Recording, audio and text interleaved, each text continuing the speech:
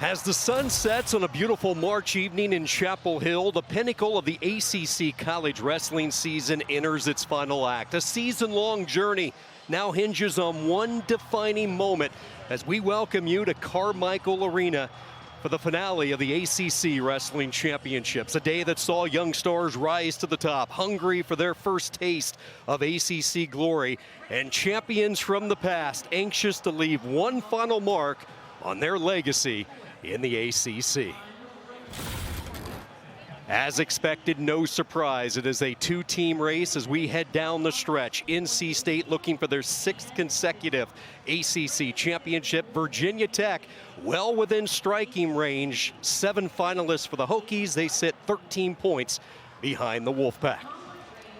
And a pleasant good evening. Great to have you with us. Sean Kinney alongside 2011 national champ, 3-time All-American Anthony Robles. Great to have you with us. Anthony, no surprise. We just saw the graphic.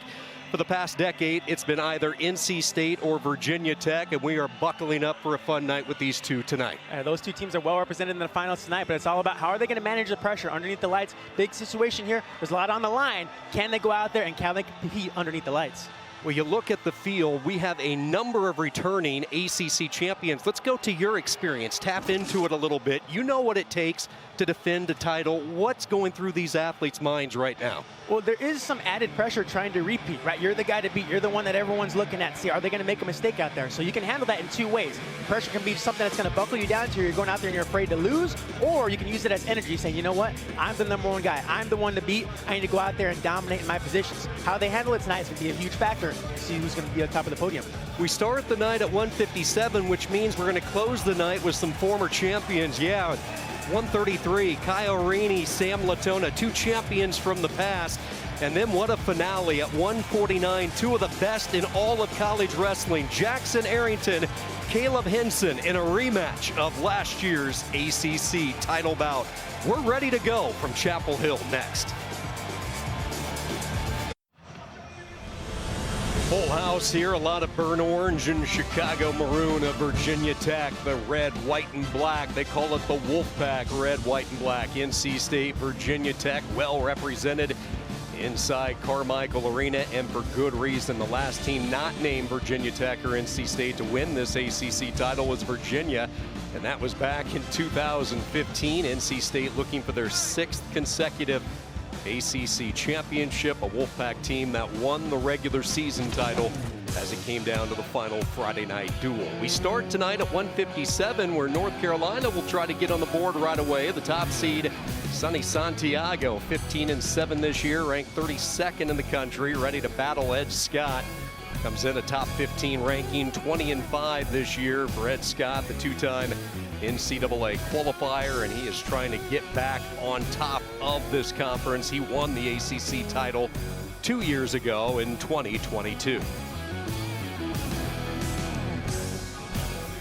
It's been a great day of competition here in Chapel Hill. We started bright and early this morning at 11 o'clock local time with opening round competition, then into the semifinals, and then the consolations. Now we started with a field of 60. It has been cut down to the remaining 20, 7 minutes away from ACC glory.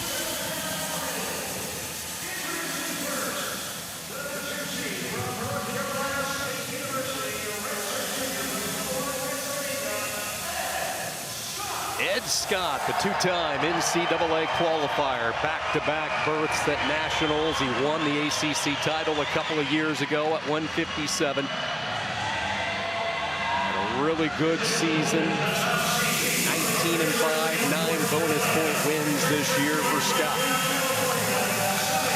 Sonny Santiago has made his way to Chapel Hill all the way from sunny Downey, California. St. John Bosco, top seed for the Tar Heels. He's won 6 straight. He's the only Tar Heel with the top seed entering today's competition. And we are underway, the first of 10 championship bouts at 157. Sonny Santiago, 1 seed, Ed Scott, the 2 seed, and a weight that will send 2 from this conference on to Kansas City in a couple of weeks. earlier this season is an exciting matchup between these two, with Santiago coming out on top, just edging Scott. But it was a battle. Scott was doing a great job of controlling the ties. Santiago just came out in a couple key positions. So I'm interested to see what's going to happen tonight. Is Scott going to control those ties, and how is he going to develop through those positions? Gets to his attack. We see Santiago's attacking first there. This has really been a breakout campaign when you look at Sonny Santiago. He didn't wrestle a lot last year. He finished the season 9-1. He's been plagued by injuries throughout his time in Chapel Hill. One of those wrestlers, as you talked about, Anthony, if he scores early, he is tough. And that's what he was able to do on the road in a hostile environment against Ed Scott, and then he hung on for the win. Scott, though, trying to get on the board first, in on that left leg. Let's see if he can finish it here. Excellent shot there by Scott. You see he's working up to the knee, controlling, cutting across to sweep the leg. Great job of there, just methodically moving through your position. Scott got the initial shot, elevated that leg up, and worked to improve. Good job. Clearly a point of emphasis for North Carolina State coming into this one was for Scott to get to his offense early.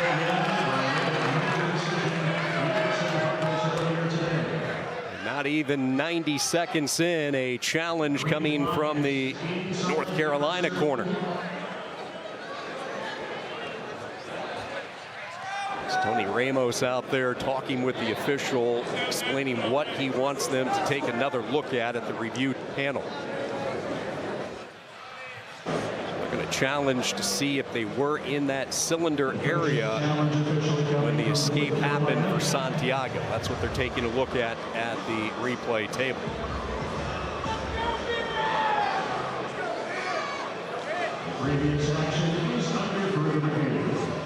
I really like how Scott came out attacking and on that shot, getting up to his feet, and that was a key thing. He was attacking her in that first matchup this season, but wasn't able to finish. See right here?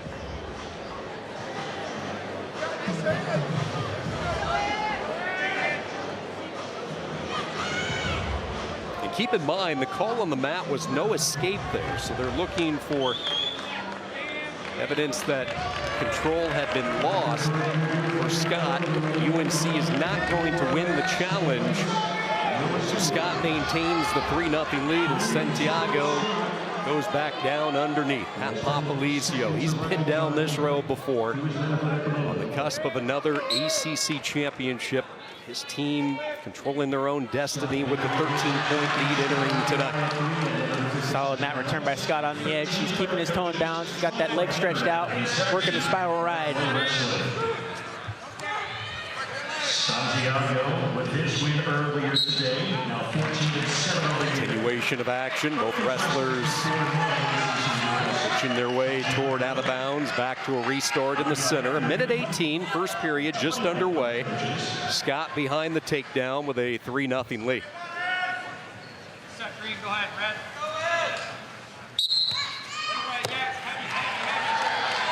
Scott immediately goes to that claw. That first move by Scott, pressuring forward, working the claw, keeping the weight on Santiago's hands. See if he can get another mat return here. Scott grimacing in pain there for a moment off that grip as Santiago was prying at his hand trying to free it, and it looked like maybe one of those fingers got caught. Scott forced to bail. He'll give up the escape, 3-1. Way to be stubborn in that bottom position by Santiago, getting to his feet.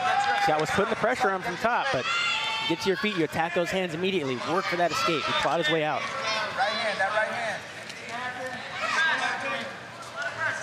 Keep your hands moving. Bump off. Yes. 30, guys, 30.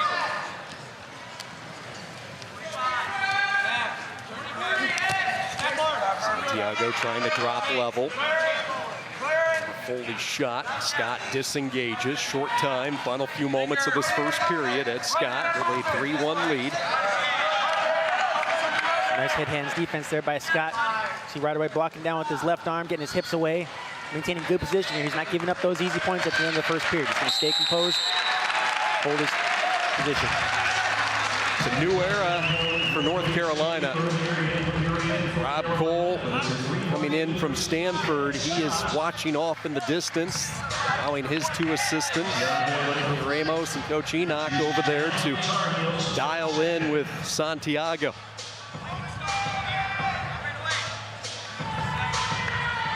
Scott goes back into the top position. Period 2 underway. Again, likes to chop that arm off the whistle. Santiago quickly elevating up to his feet. Scott, one of the more physical wrestlers in this weight class at 157, showing his ruggedness. He's a guy that wants to wrestle a physical match in your face. Very good on top, like a lot of these Wolfpack wrestlers are. Santiago, though, just resilient, kept battling despite the returns to the mat, kept popping up, and he gets the escape. Hard fought escape there by Santiago, but good job by Scott getting that mat return, putting the pressure on, building up that ride time. He's at 1:10 now, so way to commit to what you need to do. ACC Wrestling Week, February 6th, following a top 10 victory. Came in the Tar Heels against Santiago, excellent freestyle wrestler. In fact, he was busy a couple of weeks ago. He was in Acapulco trying to qualify for the Olympic Games at the Pan Am and Olympic qualifiers, representing Puerto Rico. Spends a lot of time working with Ethan Ramos, the former Tar Heel, now one of the assistants at Duke. And congratulations to Ramos. He qualified for the Olympics, a thrilling win at those Pan Ams. Tar Heels are represented by 3, a couple of current UNC wrestlers, and then Ramos, the former Tar Heel. Scott back on the offense. Good job there by Santiago to reposition. Santiago squaring up those hips, but Scott, great head hands defense, right away counter-attacking, dropping down that leg. Great motion there by Scott. He defended that initial attack, but Santiago was working from front head cover position, got the angle, pursued that attack. Way to take over the position, and that was the key thing, like I said earlier in this year, the positions. Here Scott is finishing. He's the one that's dominating the end of the positions. Santiago completely flattened out to end the second period. A takedown in the first, another takedown in the second for Ed Scott. Scott getting those hips low on the way, attacking that near leg, circling, circling, circling. He's staying front head position. Adjusting here, still find the angle. Nice little snap down, getting up to his feet, dropping in on a single leg to cut across. Great motion there. Chain wrestling was the key thing. He never stopped moving. Scott with all of the momentum right now. Let's see what Santiago has up his sleeve to try to get back into it. Down 7-2. Needs to get to his offense. Scott, though, continuing to keep the foot on the gas, attacking. That's the key thing here for Scott. Like you said, Sean, he's staying on the gas, looking for those attacks, looking for the counters. You don't want to shut that offense down too soon. Santiago's got a lot of things he can hit you with, so you want to look for those counter shots now.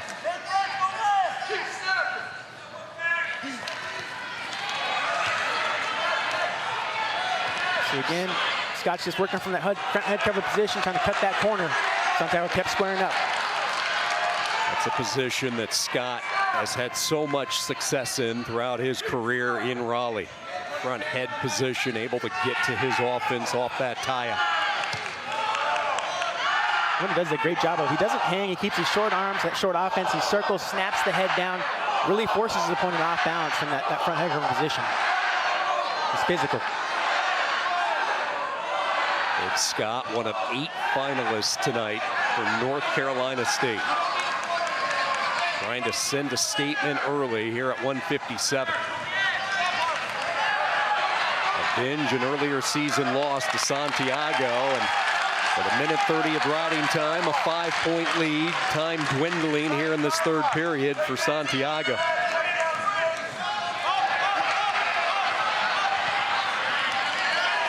Good recovery there by Scott. Look at Santiago, almost had an opening. Here again, Scott's in on that leg, staying on that attack. He's thinking maybe a bonus point opportunity as well, just not an ACC championship. Unable to capture the second leg, Scott will settle with the riding time point and an 8-2 decision. And for the second time in his career, Ed Scott is an ACC champion. So impressed with the persistence of Scott in this match. He was active with his attacks, being the aggressor, and the clean finishes. That was crucial for him this time around. He learned from that first match, going for your attack, but finish clean. Great job there by Scott. Ed started wrestling when he was 5 years old. His parents traveled to nearly every match, he told me. His father, a wrestler at Gannon College, introduced him to the sport. He's heading to Kansas City not with an All-American goal, but he wants a national championship. And I'll tell you what, Anthony, his offense looked national champion-like tonight. Textbook tonight. You see right there, cutting across that leg. His foot hand cover position, staying aggressive, keeping pressure. Very technical, very clean. Good setups, solid finishes. 165 pounds. This was the weight coming in that if there was going to be a 4, a 5, one of those seeds to break through, we thought it might be at 65, and Nick Hamilton did not disappoint. What a run today for the young Virginia wrestler, one of 2 finalists for the Cavaliers, 11-7, taking on Connor Brady, seeded 3rd. Brady comes in a mark of 14-7. He is ranked 21st in the country.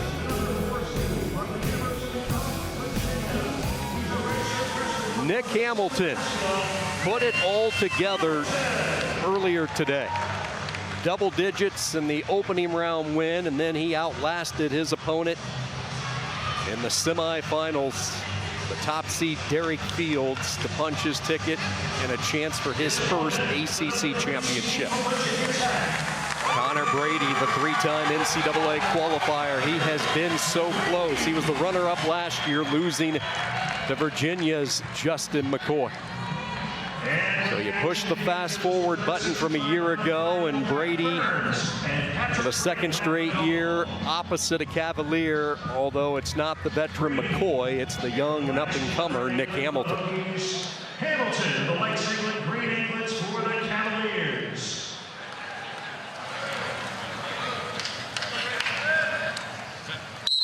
The 165-pound ACC final. Connor Brady, the redshirt junior from Powell, Ohio, Liberty High School. And keep in mind, in this championship round, there are no more advancement points, but there are 3 placement points with a win. So if you're keeping tally, and a tight one with Virginia Tech sending 7 finalists tonight, NC State with 8. They've already crowned 1 champion, as we just saw with Ed Scott. 3 team points is what you pick up with a victory, and then if you can tack on the bonus point.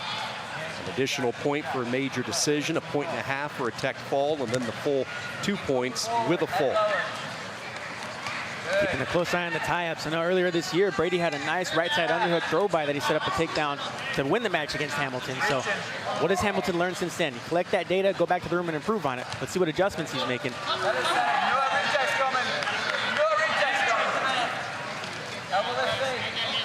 What stood out to you about Nick Hamilton today in his 2 wins? We saw both of his matches. His composure, number 1, but his just aggressiveness. Right? You got to go out there and you have to control the match, control the pace of it, and he looked to just dictate. Got to his attacks, kept the pressure on his opponents, stayed composed in key situations. It looks like he's peaking at the right time, and that's one of the things, right? Some of the wrestlers start the season off great, but towards the end of the season, they start wearing down mentally and physically. Not so with Hamilton. Today, he's looking like he's going up and up. He's getting better and better every single session. So we'll see what he does tonight, but he's been looking solid so far.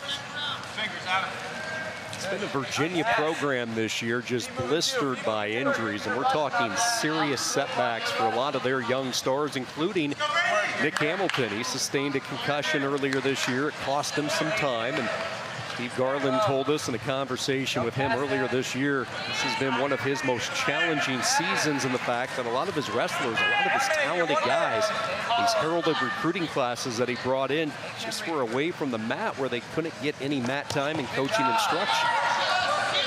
And that mat time is just crucial. You develop your timing, you develop your strength, and figuring out the situations, your balance, and just not being able to have that. You can watch wrestling all day long, but if you don't have that physical contact getting out there on the mat, it's a game changer. So but Hamilton's been working through it, and he's looking good. Don't react. Make him react. At this time, the top 3 place winners of 157 pounds. Please make your way toward the podium area once again. A little stutter step there by Hamilton. Nothing really, he hasn't really committed to any shot. He does have a nice left side high C. I'm looking for him to set that up. Find that angle, force Brady to move a little bit, but see, Brady's the aggressor now, working from this seatbelt position. And Brady commits to one of those underhooks. You saw the force that he brings.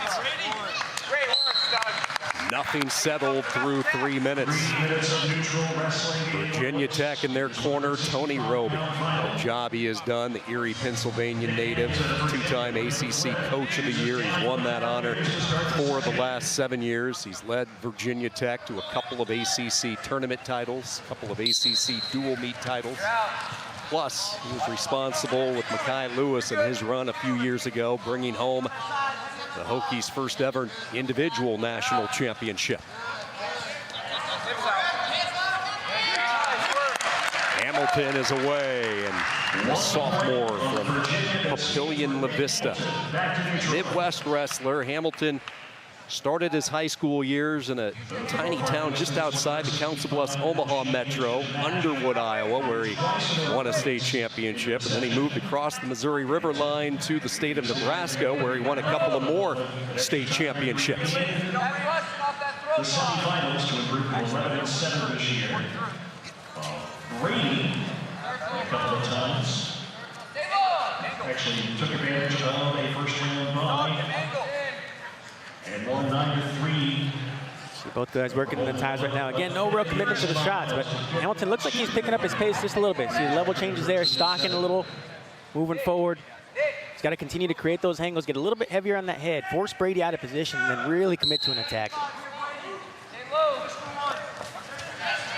Beautiful job there, dropping it on that leg, committing to the shot. He's trying to come up to his feet, now he's climbing up that leg. Nice little sit out by Brady, looking for a switch. He's got the leg, he can elevate and keep cutting that corner. He's the higher man in this situation. He's got to keep that leg. He can keep turning in, put the pressure on his front leg. Ooh. That knee got caught underneath for Brady, and a stoppage in the action. And Connor Brady in pain. As that scramble continued, and you talked about it, he had the leverage, he was the higher man, but that knee stayed planted against the mat underneath. And let's hope Connor Brady is going to be all right. Absolutely hope he's all right, and this is just a tough situation. And with that leg being extended, it looked like Brady was trying to plant his weight over, trying to lean forward, just wasn't able to get over to create the angle he wanted to, and just a tough little situation there.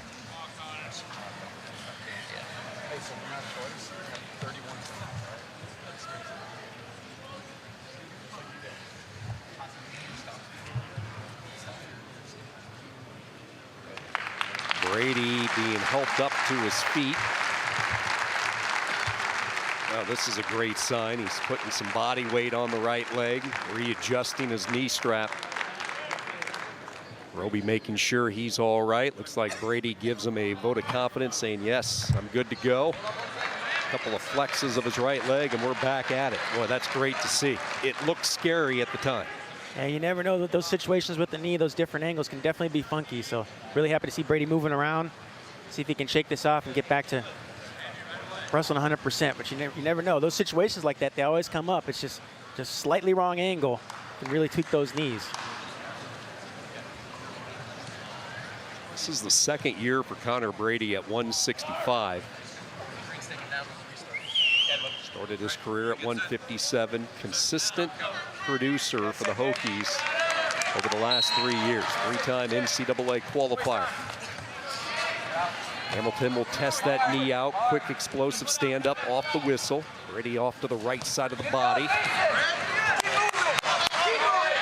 Hamilton's doing an excellent job from behind, creating motion, but nice mat return there by Brady. Just staying stubborn from that top position, following those hips, continuing to build the pressure. Short time. Brady trying to hang on, ride him out for the final few moments, and he does just that. So some of the toughness from Connor Brady after the injury to ride out Hamilton. Go back to the sequence here, Anthony, that have Virginia Tech fans a little nervous. See that right leg of Brady's got it extended. He's trying to lean over, just an awkward angle. Look like Hamilton's shoulder kind of collapsed down, putting pressure in an awkward situation. But happy to see Brady's up and operating at full force right now. Comes a takedown match. Riding time not a factor. Quick point for Brady, tied at 1. Hamilton started the season ranked by Internet.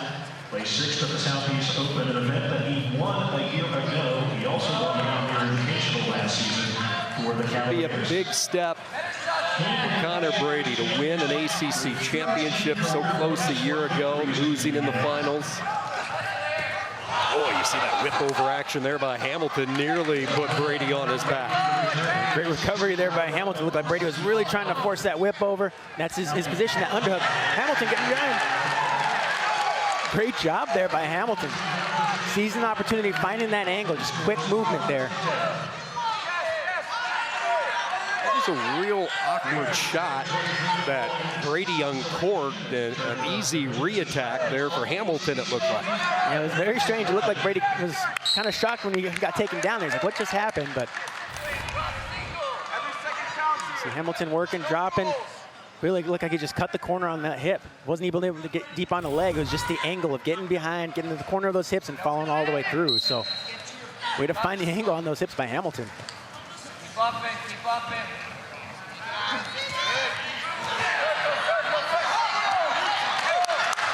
Brady again, a quick point.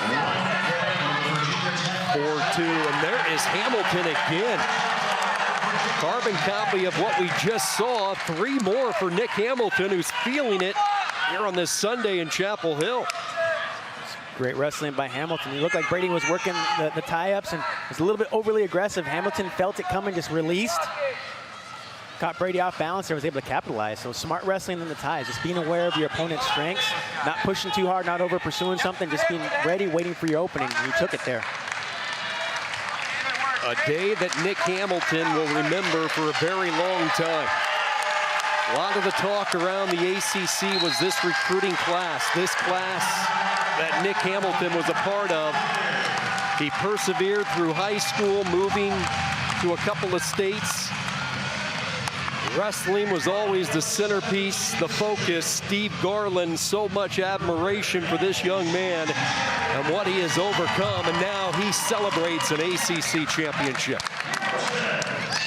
So impressed with Nick Hamilton, the adjustments he made from earlier on this season. Right, when you're talking about the upper body ties, the throw by, he adjusted, he got the big win because of it.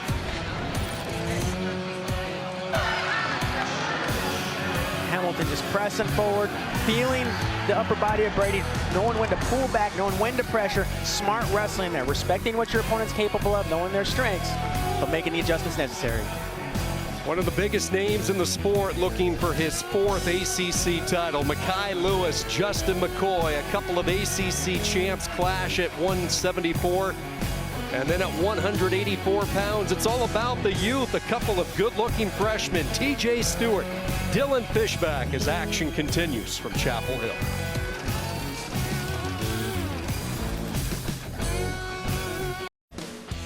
Just a few moments ago, for the second time in his career, Ed Scott atop the ACC podium, winning the title at 157 pounds, his second title, as he was able to take down Sonny Santiago in the finals. NC State maintaining their grip on the team lead with Scott's championship run, and now he prepares to try to defend his All-American performance from a year ago in Tulsa. Next up, it's 174, and one of the best ever put on a singlet in this conference, Mekhi Lewis. He first arrived in Blacksburg 7 years ago, and what a career he has enjoyed. He brought Virginia Tech their first ever national championship, looking for his 2nd national title in a couple of weeks. But first things first, a 4th ACC championship standing in his way. Justin McCoy, who won an ACC title at 165 a year ago, made the decision to a bump up in his final year at the grounds.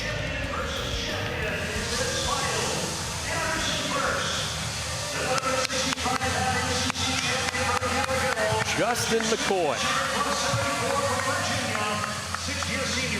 This is his 4th appearance in an ACC championship final. He won it last year. He was a runner-up in both 2021 and 22. His opponent, the top seed and 2-time defending champion at 174 pounds from Virginia Tech, a 7th-year senior from Somerset, New Jersey, Mekhi Lewis. There have been so many firsts in the career for Mekhi Lewis. First national champion at Virginia Tech. He'll be looking to become the program's first 4-time All-American. Now out tonight, a chance to become a 4-time ACC champion. Devin Carter, the great Devin Carter, won 4 titles back in his day in Blacksburg. Kai Lewis, Justin McCoy for ACC supremacy here at 174. Let's talk styles in this one. Anthony, beginning with McCoy. What's he need to do to knock off the national champ? Well, McCoy's going to have to slow down Makai Lewis and also get to his attacks. He's got a nice drop down double, nice sweep to his right. He needs to set that up. You see right there, dropping in on that leg. Makai looks like he's trying to cut the corner, and that's what you want to see from McCoy. You need to press the action because you can't hang back on a guy like Makai Lewis. He's going to push on you. He's going to attack you. You need to bring the attack to him. You need to keep him on his heels. But on the other side, Makai just needs to keep doing what he's doing. He's explosive, he's strong. When he gets to those attacks, he's very hard to stop. And it's exciting to see a healthy Makai Lewis this year. He's dealt with some injuries in the past, but to see him operating at full force, it's exciting for the wrestling world. And that was my question. When you've won a national championship and you've wrestled in another national final, you don't need to clean up a lot. You're already at the top of the game. But have you noticed a difference this year with Makai Lewis at all?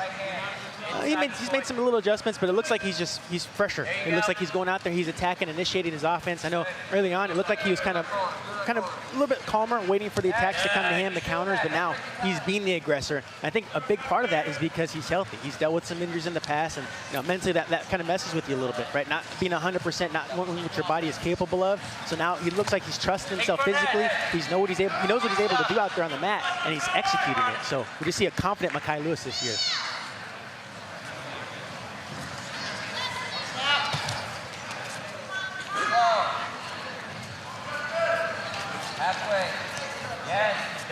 Halfway through this first period, no score. McCoy had the early offensive opportunity. That's been it as far as scoring chances thus far. Good, take that. See some of that strength by McCoy. Big snap, back of the neck of Lewis.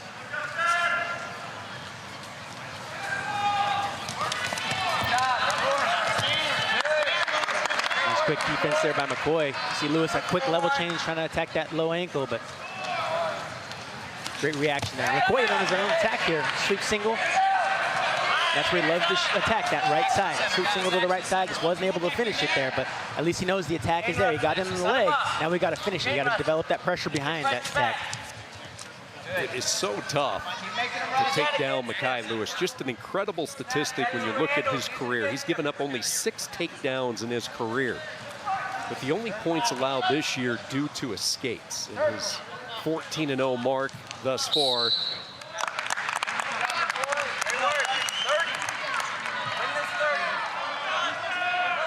Has elevated the program for Virginia Tech. Tony Roby's talked about how he will be missed, just not what he has accomplished on the mat, but off the mat. Leader that he is, not just with the wrestling team, but in the community. And he's one of those guys who likes to give back to the community. Getting back home in the state of New Jersey, helping out with several causes there. Just a truly great ambassador for the sport. Yep, stay into it. A good 1 through 1, no score. McCoy a couple of shots. 3 minutes of neutral wrestling. Lewis, the disc comes up green. That's going to be McCoy's choice. He defers, and Lewis will start underneath. McCoy, Virginia, winning the flip, defers to the leader on in the match, Makai Lewis of Virginia Tech. Both these wrestlers, it's ironic they're meeting for the championship because they've had similar seasons. Both have really listened to their bodies. They don't need all the reps that they necessarily had early in their careers. They've been in big moments, delivered consistently. McCoy in his 6th year, Lewis in his 7th year. Working near the edge and out of bounds. So both guys, they're in that position where they just work smarter, not harder, right? They're physically, they just need to make sure that they stay intact, that they stay healthy. That's a key thing. As you're going through, you're just communicating with your coaches, with your program, trusting the process and what your coaches are putting you through, knowing that they have your best interest in mind and that they're going to get you to excel and be at 100% come ACC time and nationals. And it looks like both these wrestlers, they're operating on full cylinders tonight. Sometimes you need those coaches to pump on the brakes because the athletes only know one mode, and that's go, go, go, even when the body might not be at its best. Saying slow down a little bit. Lewis gets the escape. 29 seconds of riding there from McCoy and a 1-0 lead for Mekhi Lewis. His career Division I record now stands at 101 victories, atop 34. Look at this weight class on the national stage. Carter Starace won, Shane Griffith 2, and then Cade DeVos. South Dakota State sitting third. Mekhi right there with him. Right back to work, McCoy. To the podium area. Solid exchange there by both wrestlers. McCoy a little misdirect. Lewis with a little counterattack. You're the guy able to get that deep in on the leg, but you like to see those attacks. They're starting to let loose a little bit more here, find those angles, start taking some chances. Also the third place finisher at 174 to the podium area at this time as well. Low. Stay low. 30. Win this 30. Steering wheel. Very similar to the last time these two met. And again, there's not a lot of history between these two because McCoy mainly down a weight, 15. even a couple of weights early in his career. Started at 57, went to 65, and now in his final year at the grounds, he's bumping up to 174. Talked about how he's really enjoyed this season, not having to worry about cutting weight, but spending all that time on the practice mat, focusing on wrestling. That's crucial, especially in your later years as a college wrestler. You want to focus more on that technique, not so much on having to cut weight. You're going to practice worrying about what you have to drop. No, it's what can I get better on today? What are the positions I specifically need to work on?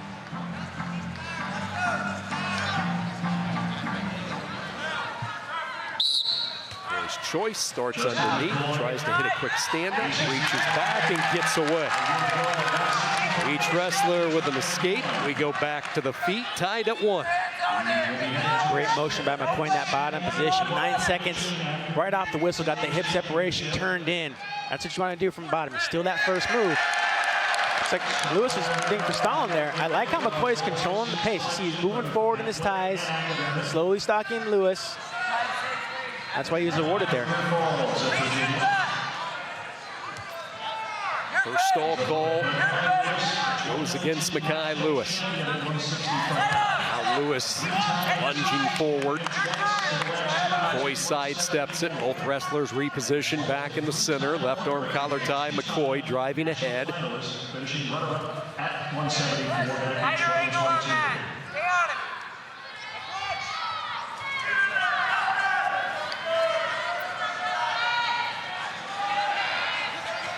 McCoy's doing an excellent job of controlling the ties, working the hard snaps. Looked like Mekhi was trying to work on the inside. McCoy dropped that elbow down. He's keeping pressure on the head, controlling the ties, and pressing forward. That's a real long-range shot by McCoy. And now Lewis after the bluff by McCoy. Mekhi Lewis in on the right leg. See the whizzer there by McCoy trying to defend it off. Mekhi still anchoring down hard. Now he's in a position, Anthony, maybe to get the championship clinching takedown. As that leg way up top, tree-topped it and takes McCoy to his back. No points awarded yet though. They go the 3, 4-1. McCoy almost a somersault from his bridge position, and again Lewis now is going to get the count.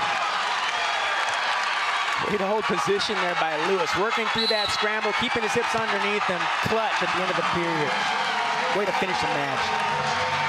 Mekhi Lewis finding the offense late. And he joins Devin Carter as Virginia Tech's pair of 4-time ACC champs. That's really where Lewis has been so dangerous in the past, his counterattacks. He caught McCoy coming off an initial shot, found that level change, dropped it on his leg attack, was able to capitalize. Great job there.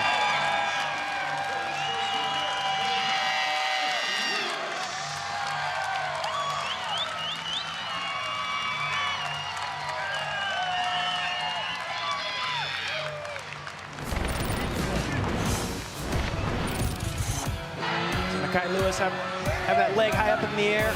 He's able to get to the roll through with McCoy, kept his hips low, working through this scramble situation, able to get his head up, get his hips underneath him, slowly working through this position. That was the key thing, maintaining his composure. See right there, again, dropping those hips down, head high, adjusting through the position. The corner knew it. Jared Frere, yeah, you bet. One more. Elevating the program, the arrival of Makai Lewis, and oh yeah, the proud mother. The big hug. That hug that he gave her back in 2019 will always go down as one of the memorable moments. Charlotte all smiles, and rightfully so. Her son has won another ACC championship. We go up to 184 pounds, and you know, we had so much experience at 74. It's the polar opposite here. A couple of young wrestlers. TJ Stewart, the freshman. This guy just keeps on winning. 9-2, ranked 15th in the country. Dylan Fishback won a thriller earlier today in the semifinals. He comes in ranked number 10, 17-6 for Fishback, the redshirt freshman out of Aurora, Ohio.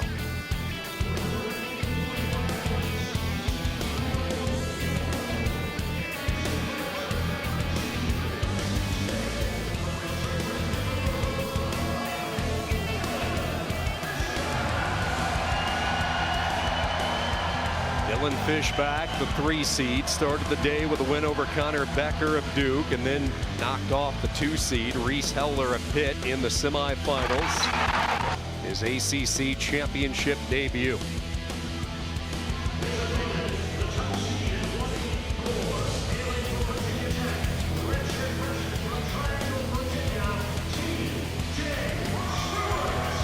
For so many years at Virginia Tech, this weight was occupied by Hunter Boland, the 5-time NCAA qualifier. He is gone, and here comes the youth on this roster, TJ Stewart. Made an immediate impact. Redshirt freshman out of Triangle, Virginia, Blair Academy product. As good as advertised. He's coming off a real good win in the semifinals where he surrendered 3 stall calls in the final minute of the 3rd period, which allowed Gavin Kane to force a sudden victory. And what does Stewart do? No panic, comes in on a bull rush with that double leg and gets the overtime win. Clutch takedown by Stewart, and just a nice lesson for the young wrestler to learn early on, right? You can't turn down that offense too early against a tough opponent. See Stewart's in on that leg, right away climbing up. Control those hips on Fishback. Way to get to your attack early in this 1st period. Be aggressive out there.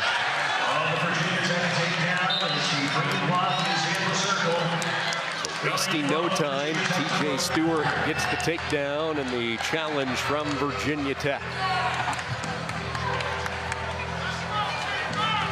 Roby wants a count for near fall, so that's what they're going to take a look at as we take a second glance at it.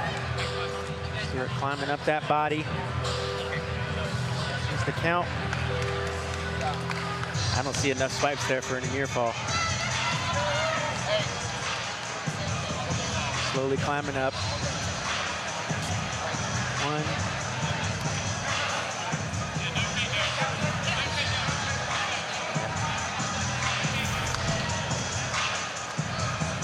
Virginia Tech taking that challenge, hoping to get some back points, but they will not. It stays 3-point takedown, and that is it for TJ Stewart. A major get for Virginia Tech. He was the highest ranked uncommitted senior in the country prior to his commitment. He had several elite programs chasing after him. Settled in on Blacksburg. Loved the relationship he had built with Roby and his assistants.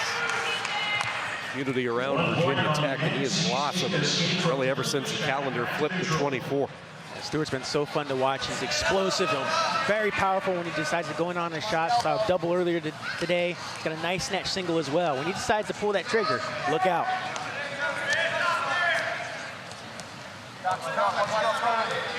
Look at the season for TJ Stewart. He wrestled in the Southeast Open early in November, and then he did not compete again until January, where he came back in the App State duel. TJ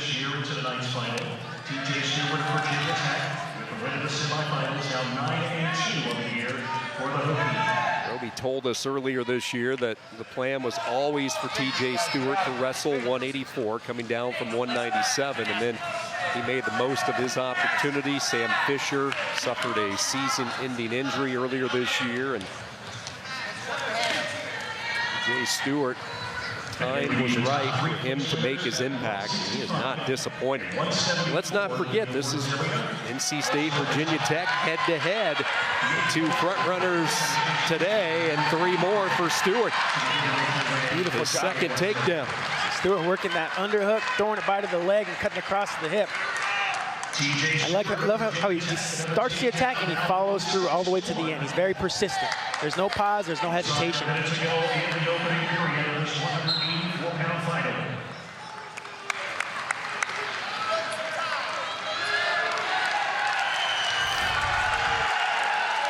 Stewart working, pulling that leg back, cutting across to that far hip. He's very confident in his attacks. When he pulls that trigger, he's going to finish it. Stays committed to the attack all the way to the very end. Way to flow through the wrestling.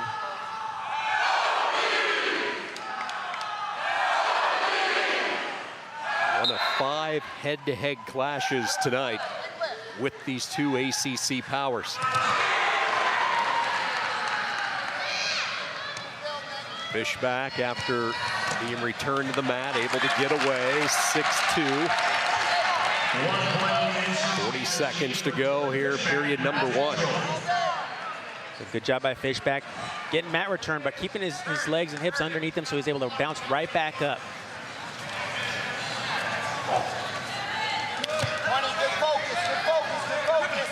Fishback has wrestled some of the best in the country this year in his redshirt freshman season. Losses to third-ranked Dustin Plott of Oklahoma State. Took a loss to top-ranked Parker Keckeisen.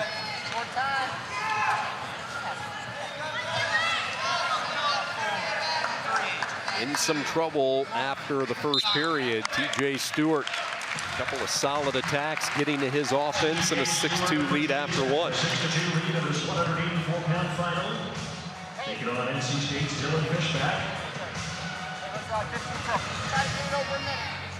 Fishback winning the flip from Pat Popolizio, 3-time ACC Coach of the Year in 2018, 20, and 21. And a finalist for the National Coach of the Year 5 of the last 6 years, just speaking volumes of what he has been able to get started at NC State and then most importantly maintain.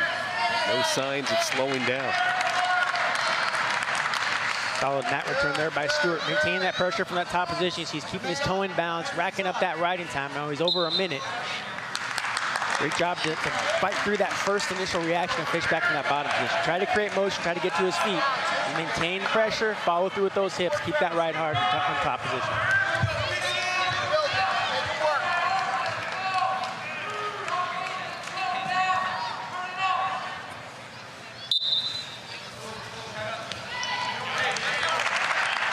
Fishback away, 1 point up against 6-3. for Dylan Fishback.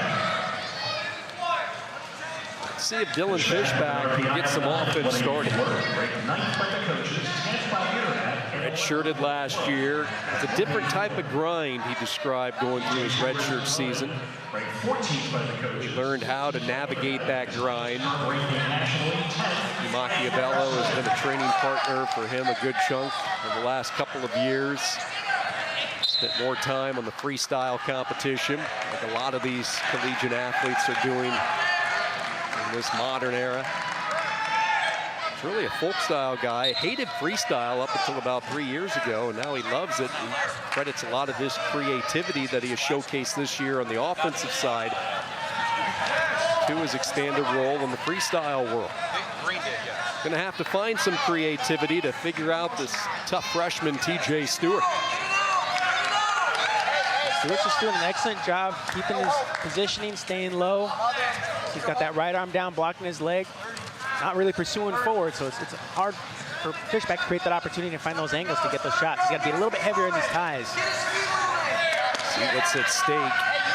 When these two teams go head-to-head, you need to try to make the most of it, especially if you're Virginia Tech playing catch-up, trailing North Carolina State.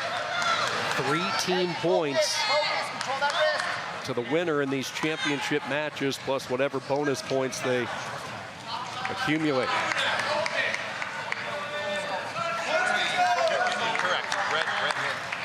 Second period comes to an end. Stewart, 6-3 lead. Immediately says, let's go down for the first time. 2 periods in the books, a 6-3 lead for Virginia Tech. Adam Hall, the assistant for North Carolina State. He will take the head coaching job at Utah Valley next year once Nationals wrap up in a couple of weeks in Kansas City.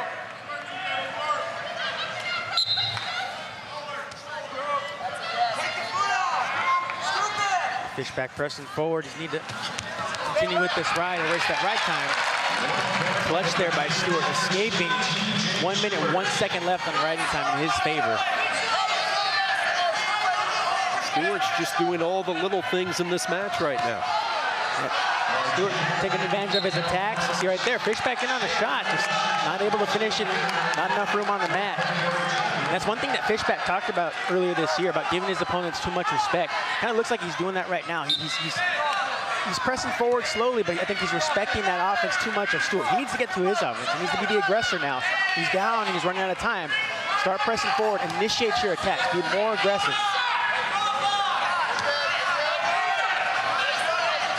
As his right arm underhook. Stewart clears it away. Minute 15 to go. Now a strike there by Fishback. Stewart gets tagged with a stall.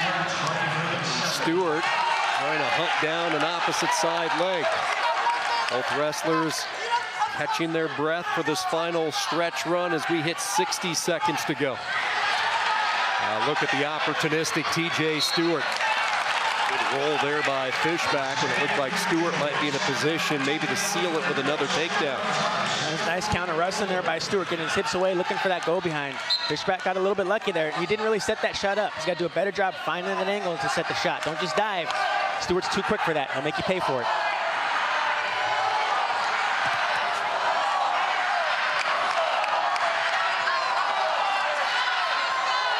Virginia Tech looking for back-to-back ACC champions at 74 and 84 and trying to cut into this Wolfpack lead. Fishback on the hunt.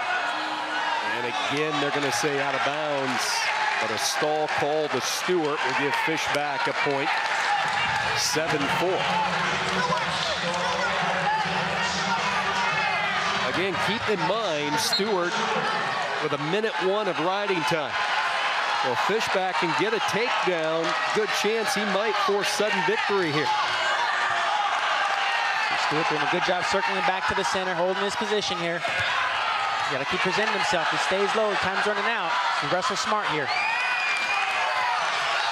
For the second straight match, TJ Stewart builds an early lead, and he carries into the third period and a Hokie ACC championship. What a 2-month stretch it has been for TJ Stewart. And the Hokies go back-to-back at 74 and 84.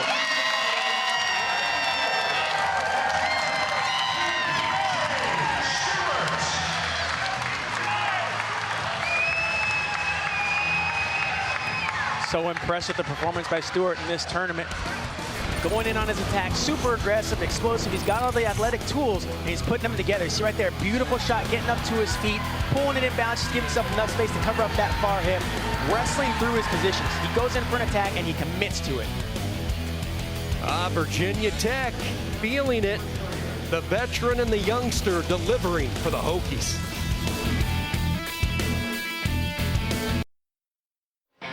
There certainly has been plenty of flair around the career of Trent Hidley, and he certainly showcased it all on his final wrestling night inside Reynolds Coliseum, picking up his 100th career victory in front of a sellout crowd. He always wrestles to the crowd, a fan favorite, and the patented belt celebrating 100 wins, joining his older brother Hayden. And an incredible career, a 4-time All-American, about to make his appearance and capture another ACC championship. He will not be wrestling tonight because his opponent, Max Shaw, has medically forfeited out of this title bout, so Hidley becomes a 4-time ACC champion. Shaw injured his ankle earlier today, so Max Shaw not able to go. And Trent Hidley on the mat all by his lonesome right now in his final ACC championship, will walk away with his 4th ACC title. You can tell Hidley's definitely, he was jacked up to wrestle tonight. Hate to see an injury by Shaw. Hopefully he's able to recover before the national tournament. But I mean, how about Hidley? He's looking solid right now. I cannot wait to see him at that national tournament. He's a man with a mission. He's relentless with his attacks, and he puts pressure on his opponents nonstop from start to finish. Hidley raises his arm, holds up the 4 fingers. He is now a 4-time ACC champ, becoming the 6th Wolfpack wrestler to do that. And the fans who have made the trip show their appreciation. Earlier tonight, on the podium at 165, a surprise, the 4 seed Nick Hamilton, Virginia. In his ACC championship debut, he delivers. He brings the title back to Charlottesville. Well, at 174, no stranger to the top of the podium, Mekhi Lewis. He becomes a 4-time ACC champion. We started the broadcast talking about both Mekhi Lewis and Trent Hidley, and both now have secured their names. Their legacies will be remembered for a long time. 4-time champions in the ACC. Plenty of emotion here on a Sunday night in Chapel Hill. Ed Scott got it all rolling for NC State. The surprise run by Nick Hamilton, that patented smile from Mekhi Lewis, and oh yeah, Thomas Stewart. The world knows about him. TJ celebrating an ACC title. Coming up next, it's the big body division, the heavyweights. 2 athletic heavyweights at that. Owen Treffin looks to defend his title.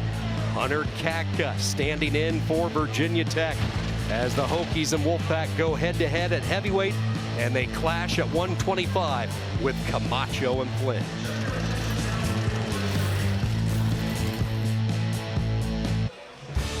It's been a wild 24 hours here in Chapel Hill. Last night, a tradition unlike any other, the rushing of Franklin Street. UNC knocking off Duke, and the 71st annual ACC men's tournament begins Tuesday afternoon inside Capital One Arena in Washington, D.C. We'll have all 3 first-round games for you, 2, 4:30, and 7 o'clock Eastern, all right here on the ACC Network and the ESPN app. Anthony, I tried to keep up with it last night.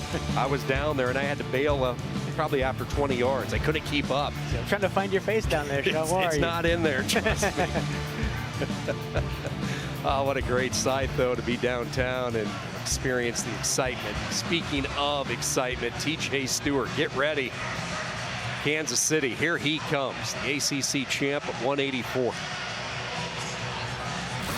Virginia Tech with back-to-back titles tonight from Lewis and Stewart. NC State tries to get it back here with Owen Treffin. Hunter Katka, can he keep this surge of Hokie success rolling? Katka, the 2 seed, ranked 19th in the country. Treffin, the defending champion, 16-5. These 2 did not meet in the final Friday night duel. So here we go with Katka and Treffin in a key bout in the team standings.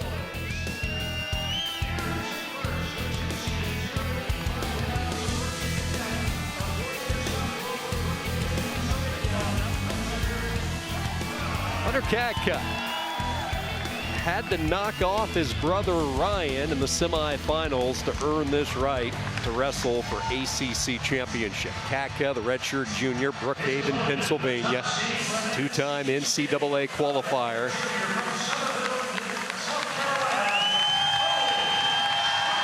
He will look to take down and slow down Owen Treffin.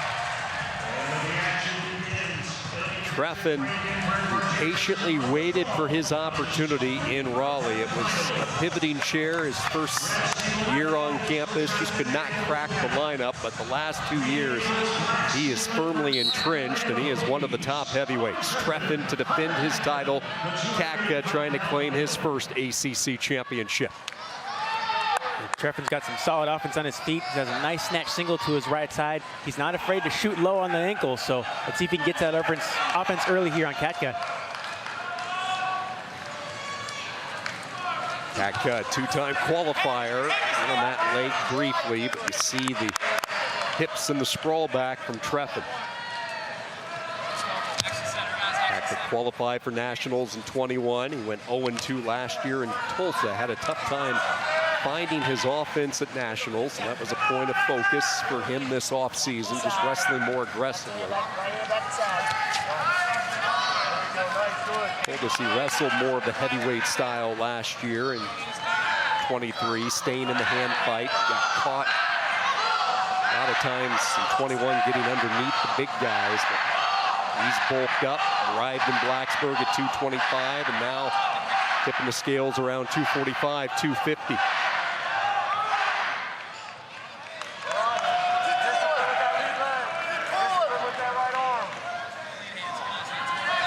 Advantage when you look at Hunter Katka, what he has in that training room for Virginia Tech each and every day to spar with, the likes of a Ty Wolf, Garrett Haught, two guys who push him. Katka's got some solid offense of his own. He's got a nice little double he can hit, sweep single. But right now, it looks like he's just maintaining position, working in on the ties, trying to stay heavy on that head. I like how Treffin's pushing the axe right now, working, keeping his back to the center of the mat there, pressing forward, forcing Katka to push back in. Let's see if he can create an angle off that. Your opponent starts stepping into you. If you can create that angle, it's a great way to drop in low on a shot. 1 minute, Katka. One more. One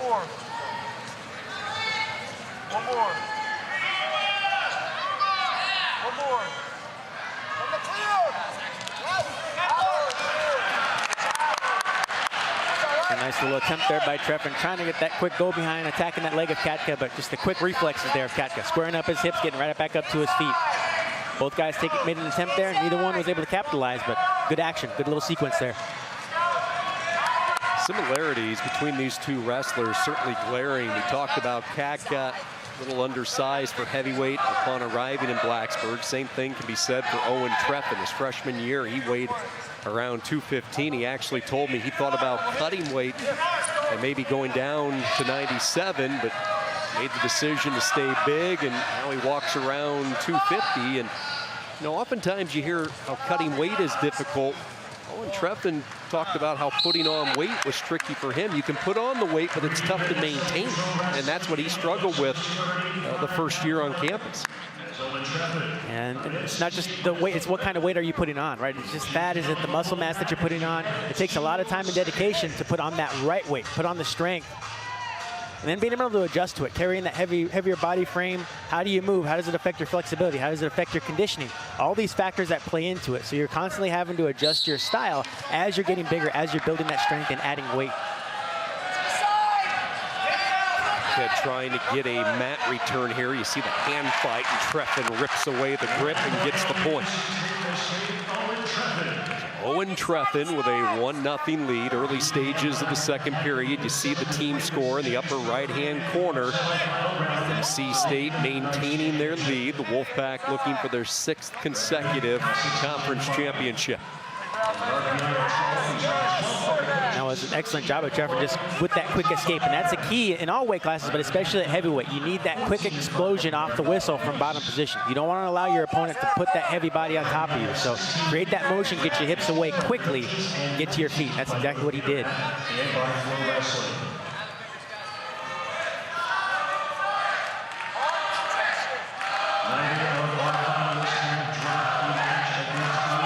Crowd trying to get behind the NC State heavyweight Owen Treffin. Treffin won a couple of matches at nationals, and just like Katka, he said he just needs to take more shots in these tight matches. He said he learned last year that the offensive guy wins at the NCAAs. He thought he wrestled a little bit too conservatively, and it cost him in a couple of his setbacks. Nice little half attempt there by Treffin. You see he was able to clear the head hands defense of Katka, almost found that angle, just wasn't quite committed to it. So it's there, that opening's there. Let's see if he goes back to it.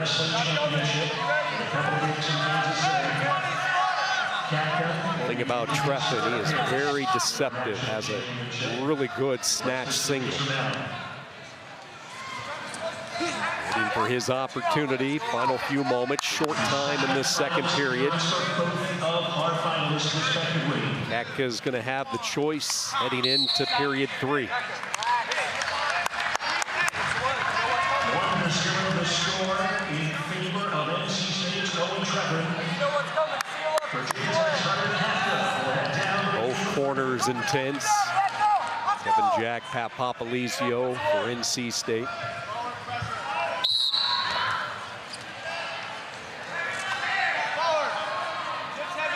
Katka taking his time, slowly trying to work up to his feet. And just like we saw Treffin do, Katka is able to get the point. Excellent job there by Katka, getting to his feet and developing that wide base and immediately attacking those hands of Treffin. Looked like Treffin was trying to adjust, go for a mat return, but way to attack there by Katka to get that escape point. He's a Cadet World Team member. Owen Treffin nearly went the college football route. It took a year at Blair Academy for him to firmly decide to fully commit to the sport of wrestling. He wrestled 220 at Blair, moved to the prestigious Wrestling Academy his senior year. Had a number of college football offers, actually thought about walking on at NC State for football. Made a wise choice, having a solid season, quite an encore. It was a big splash last year, winning the ACC title. And NC State has had some really good heavyweights throughout the years. Of course, the great Gwiz, Nick Gwizdowski, Dante Wilson. Tied at 1. Are we heading to our first sudden victory of the night? Watching Katka, he keeps posting with his left hand, and Treffin's biting on it, but nice little counter wrestling here by Treffin. In on that single leg, has it elevated. And gets the 3. So Owen Treffin, late in the third period, grabs the lead for the first time.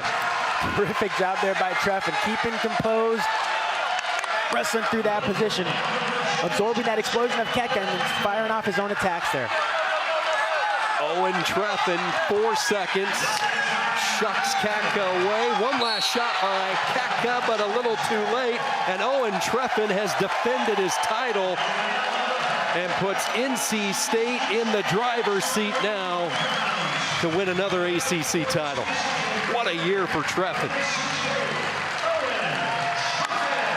Impressive finish there by Treffin. It was a good match, kind of a chess match in the ties. Both guys working. Treffin kept going into that inside tie, wrist control.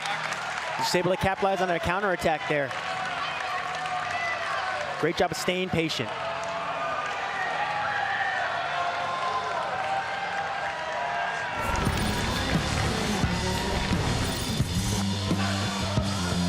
A young man that couldn't crack the lineup his first couple of years, but boy, it would take a cement truck to get him out of that lineup now. 2 straight ACC championships, the late takedown, celebration with family, the young fans, and Owen Treffin, another ACC title. We drop down to 125. Jacob Camacho, the top seed, ranked 10th, 14-4 this year. Cooper Flynn, redshirt freshman, ranked number 6, 14-3 for Flynn.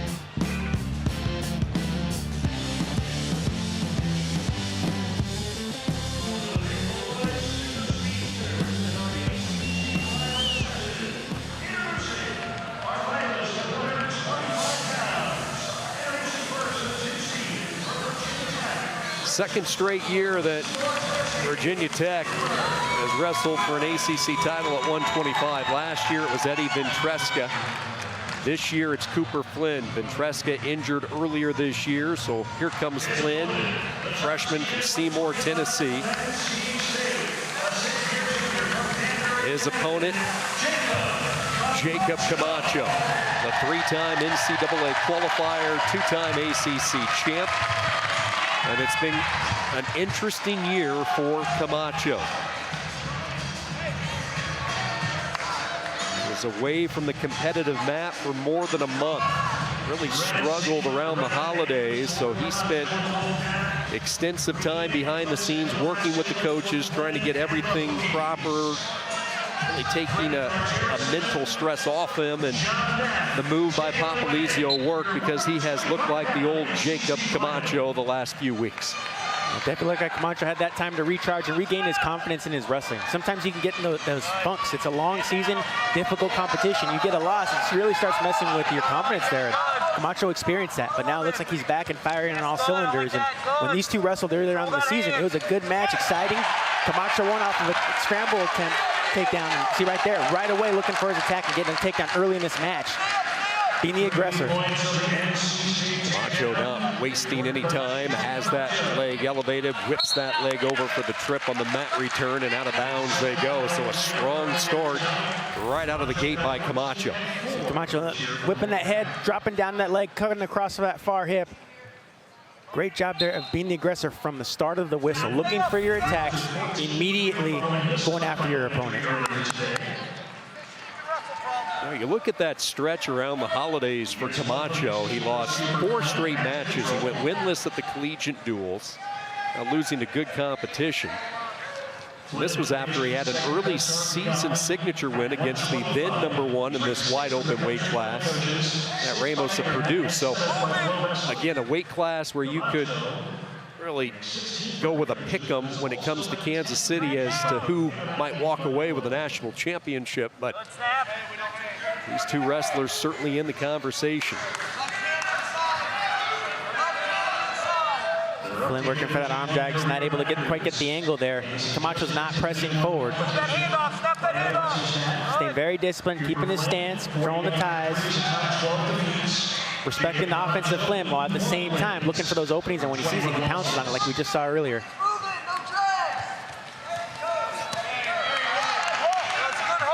NC State extending their lead following the Trefin win. At this time, the top 3 place winners. With that win by Trefin, Wolfpack clinching yet another ACC title. It's been an amazing run for the Wolfpack and Pat Papalizio. Top 3 at 285. Inside a minute to go, first period, 3-1.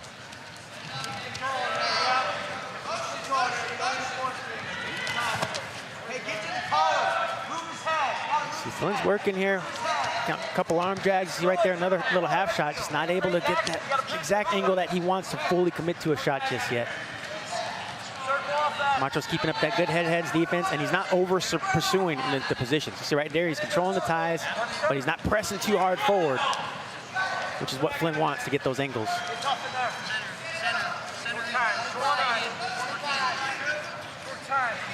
Camacho entered this season so hungry. Keep in mind, he missed last year with the torn ACL. Working on his masters in statistics, and the coaches have all told me he is the most technical guy on the team. And the first period comes to an end. Jacob Camacho with a 3-1 lead. Adam Hall coaching hard. 2 assistants, Kevin Jack, left side of the screen.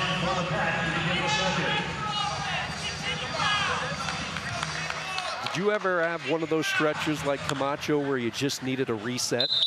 Absolutely, and it happened quite often, believe it or not, in that holiday season, because in a lot of college teams, what they'll do is they'll increase the intensity during those practices. You're not in school, right? You're wrestling tournament time, so they can increase the intensity, sometimes do 2-a-day practices, and that can really wear on you mentally and physically. So you go through those lulls, and it's all about how do you come out on the other side. It's about that communication with your coaches, letting them know when you're in their funk. Of course, they'll see certain situations on the mat, but you got to communicate. And it seems like Camacho, he has that communication with his coaches, with the program, to where they know, okay, you know what, let's pull back a little bit. Let's reset. Let's give you that time to rest. And now he's looking very impressive throughout this tournament. And let's not forget, the other option for NC State at this weight is an ACC champion in Jared Trombley. So Trombley, when used, simply wins, and he won the ACC crown a year ago when Camacho was out rehabbing his knee injury.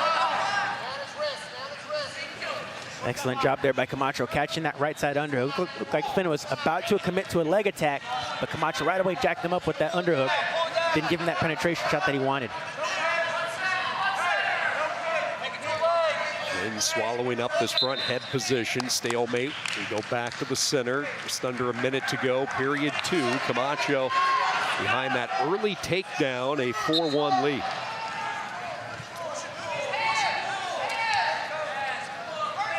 Back leg, yes. 45 here. It's interesting, we talked about the wide open weight. Both of these wrestlers, Flynn and Camacho, knocking off then #1s earlier this year. Flynn beat Provo of Stanford in the duel 5-2. That was his debut less than a week after training up in Colorado. And when did you know it, a week later, he's the tip of the sword at 125, kicking off the duel with Stanford. Short time, Freddie, short time. It's going to be exciting to see who takes the top of the throne this year at 125 at the national tournament. There's talent, but these guys are going back and forth. No one's really stepped out and separated themselves from the pack just yet.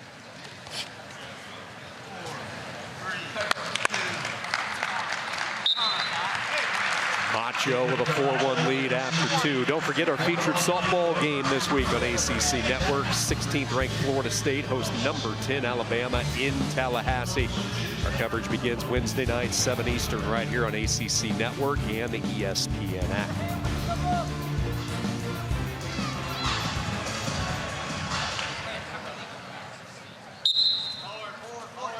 Flynn needs to get something started. Quick stand up. Camacho loses his grip, so Flynn gets the escape. Fighting time not a factor, 4-2. Question becomes now, can Flynn get to his tie-up, get to his shot and the offense that he wants? Yeah, Flynn has some solid offense. Really just haven't seen him commit to it just yet. He's got a nice high C to his left side, head inside single as well. He's got to create those angles. Right now, it looks like he's going straight on, working in the ties, but he's not moving. He's not circling. You got to get Camacho to step a little bit before you can commit to a shot and get the angle that you want. Camacho's just kind of staying there, square stance.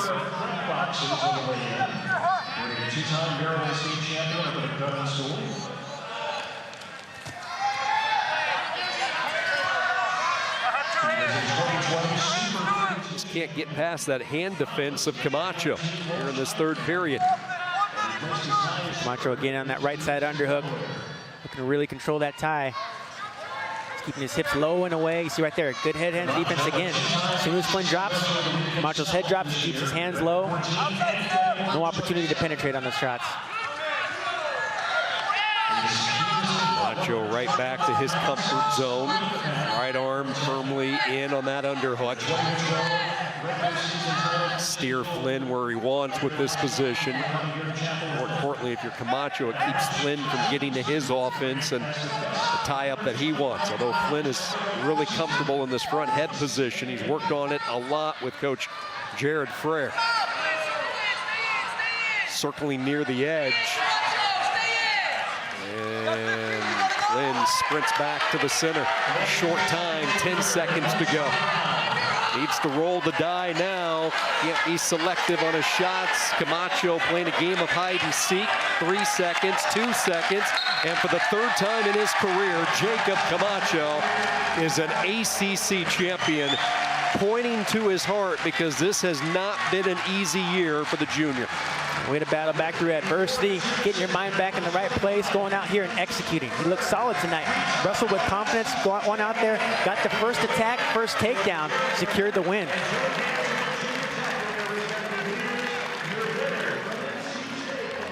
Camacho won an ACC title in 2020. He was named the most outstanding wrestler that year. Won a title in 22, missed last year's with the ACL.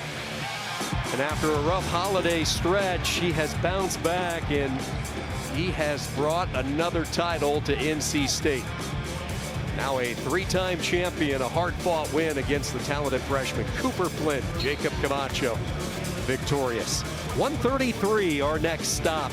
When we return, it's Kai Arini and Sam Latona, a couple of ACC champions from the past. Arini, the defending champion, while for Pitt, their lone representative in the finals tonight, Cole Matthews, looks for number 3.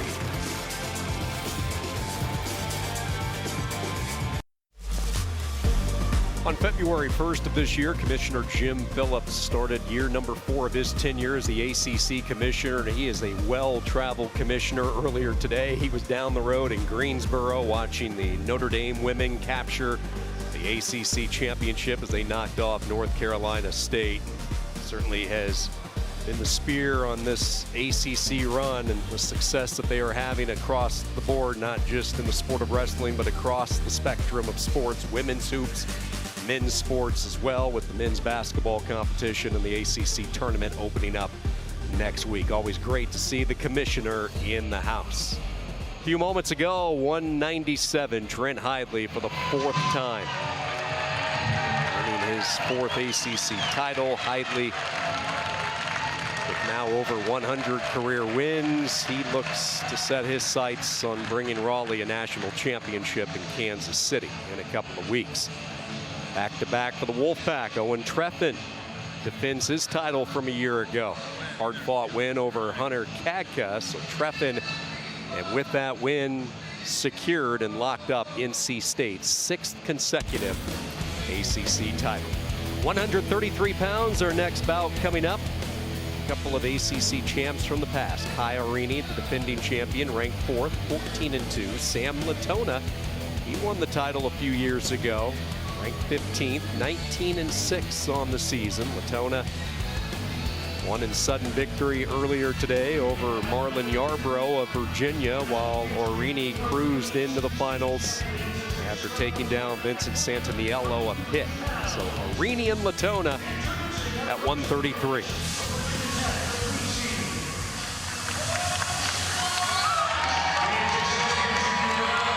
Here comes the 2-time All-American Latona trying to get back on top of the podium for the first time in 3 years. Won the title in 21, but that was back down at 125.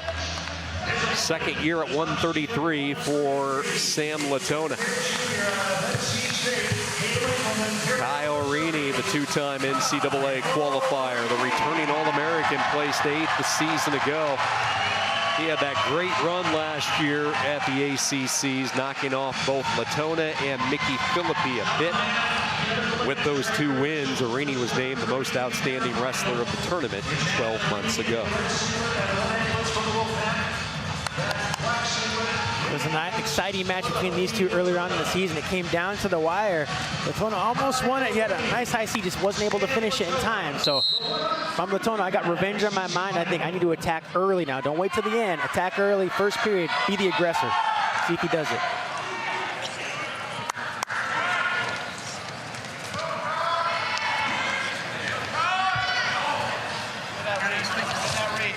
Lots of experience with these 2 wrestlers, especially with Latona, 3-time NCAA qualifier, 2-time All-American, took 6th at 125 the year he won an ACC championship. That was in 21, and then last year, the 7th place run at Nationals, posting a 4-2 mark. His only blemishes in Tulsa, Vito Arujau of Cornell, and then to Jesse Mendez in a tiebreaker 2-1.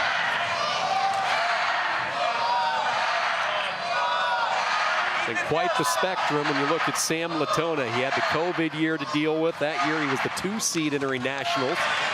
Just as Anthony described, trying to get to his offense early on Arini. Excellent shot there by Latona. A little club swing single. He's on the leg, looks like he's got the knee. He's trying to shelf that leg if he can drive up. But Arini's doing an excellent job. You see with that whizzer, pressing forward, keeping that pressure on that shoulder of Latona. Latona has the leg shelf. He's had the leg shelf. He's got to bring that leg back up, see if he can pull it back in balance here, get some space so he can finish off the takedown.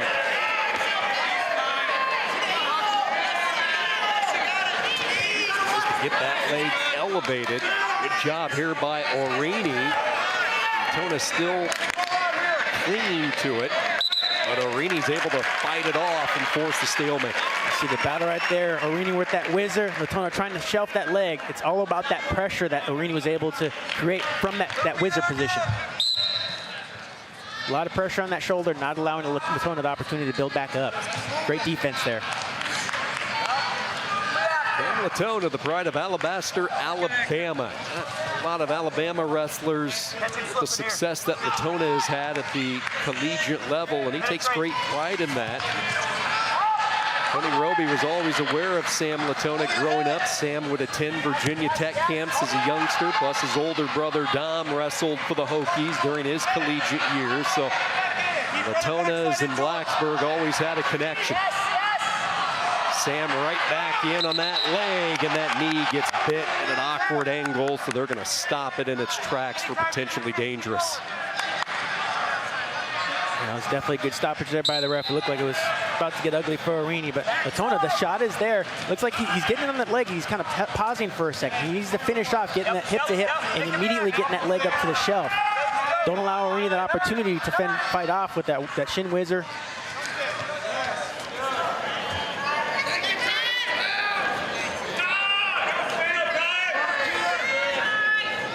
First period shots by Latona, hasn't netted anything, but he's been in deep twice. So Arini really yet to open up his offensive arsenal here in this first period. Short time and a scoreless 3 minutes of wrestling. Looks like Arini was working that left side underhook. Good job there by Latona. Giving that thumb block, not allowing Arini the opportunity to get deep. To be Arini's choice. Arini defers, so Latona goes underneath.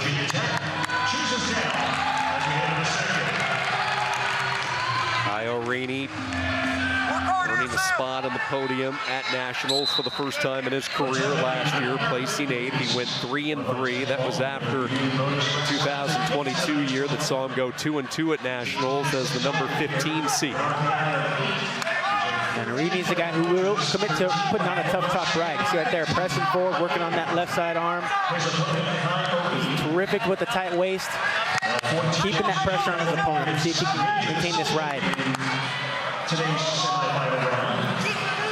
again, right there, that little arm chop driving over that shoulder, maintaining that pressure, making your opponent carry that weight. So leaning, switching up to the spiral claw ride, just constantly looking to attack your opponent from that top position while maintaining the pressure.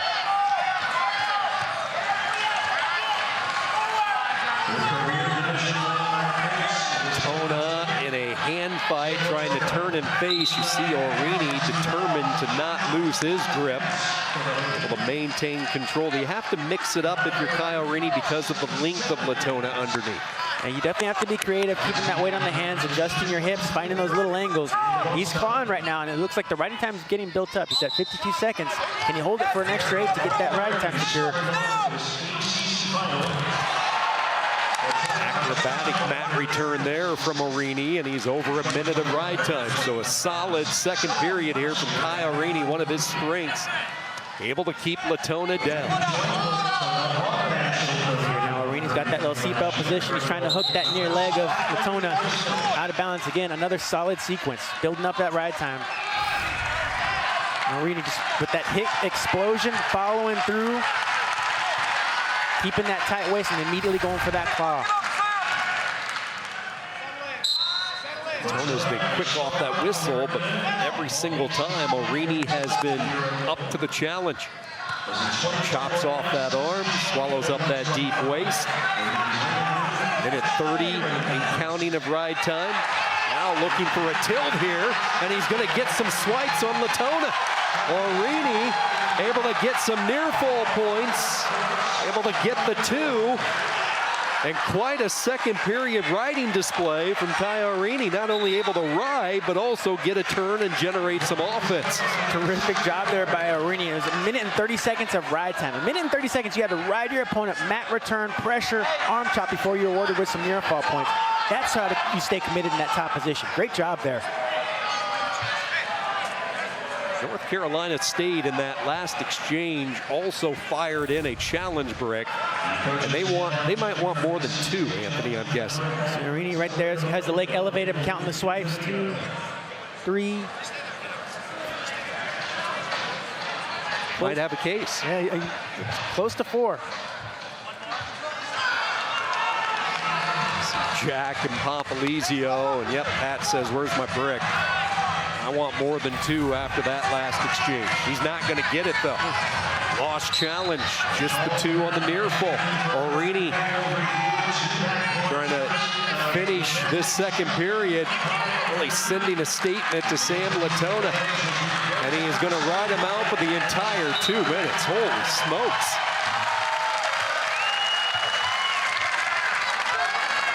That's commitment there by Orini. Hard fought for those near fall points, but you know what?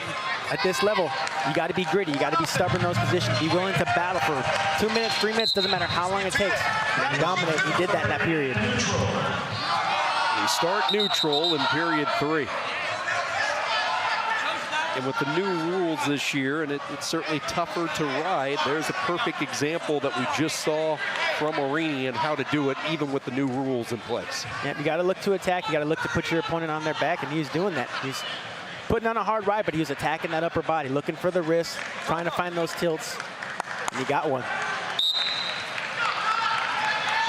That takes a physical toll as well if you're the guy underneath. See if Sam Latona can regroup a little bit.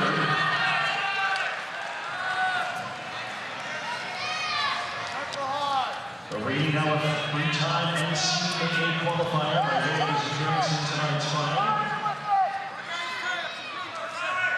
Latona finishes fourth NCAA. Orini just stuffed that attempted leg attack by Latona. I think that's the part that's most deceiving. The more I watch Kai Orini, his sheer strength that he has at this weight, he is one of the stronger guys. Pull off what he just did really showcases the strength that he has. Yeah, he's very physical. He's working that underhook again, stuffing that takedown attempt of Latona. Circling back in.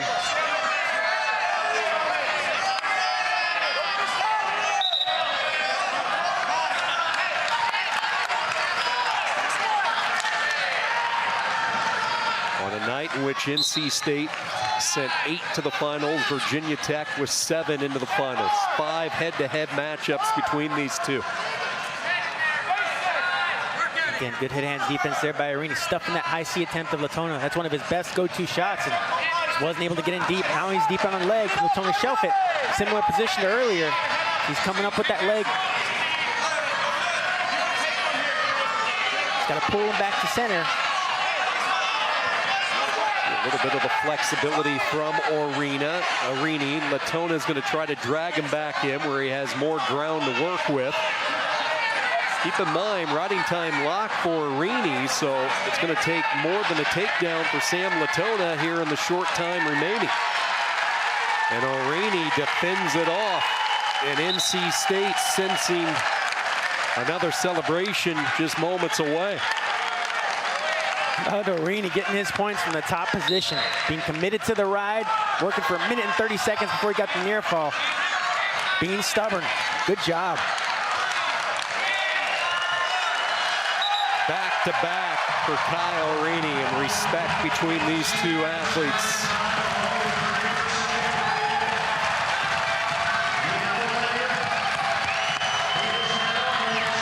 Kai Orini,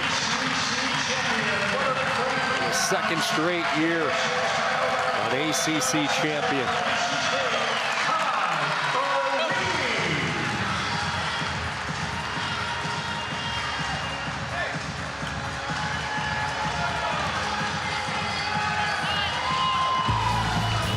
8 straight wins for Orini as he heads to Kansas City, and it was all about the second period ride, and then with about 30 seconds to go, he's able to get the turn. A couple of near fall points, ends up with 2 minutes of riding time, and one thing you can always expect when Orini raises the arm, the tongue is coming out, the patented Kai Orini celebration.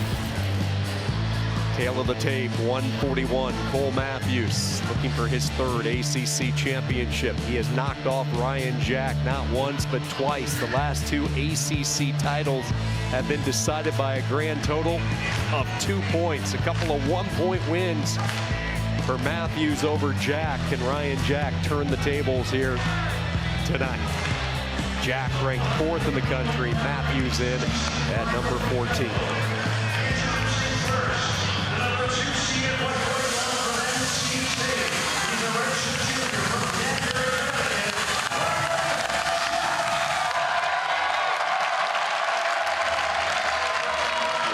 Jack. Twice he's come up just short, twice by 1 point to Cole Matthews. Will this be the year he finally figures out the talented Panther? And Cole Matthews, the redshirt senior, his final year of eligibility, trying to win his 3rd consecutive ACC title. He will become the first 3-time ACC champion at this weight, 141 pounds. You look at the hit history as far as multiple ACC titles. Nino Bonacorsi, Jake Winsel, each won 3 straight. Winsel did it at 165. He's one of the assistant coaches for the Panthers. Nino Bonacorsi did it at 197. Well, Matthews has a really defensive style. He stays in great position. He's tough to score on. So if I'm Ryan Jack, I got to get to my offense early. It might take a couple attempts before you can finish the takedown. So get to that offense. See right there, nice counter shot. He's in on the leg. Working to adjust his position. He's covered up the hips.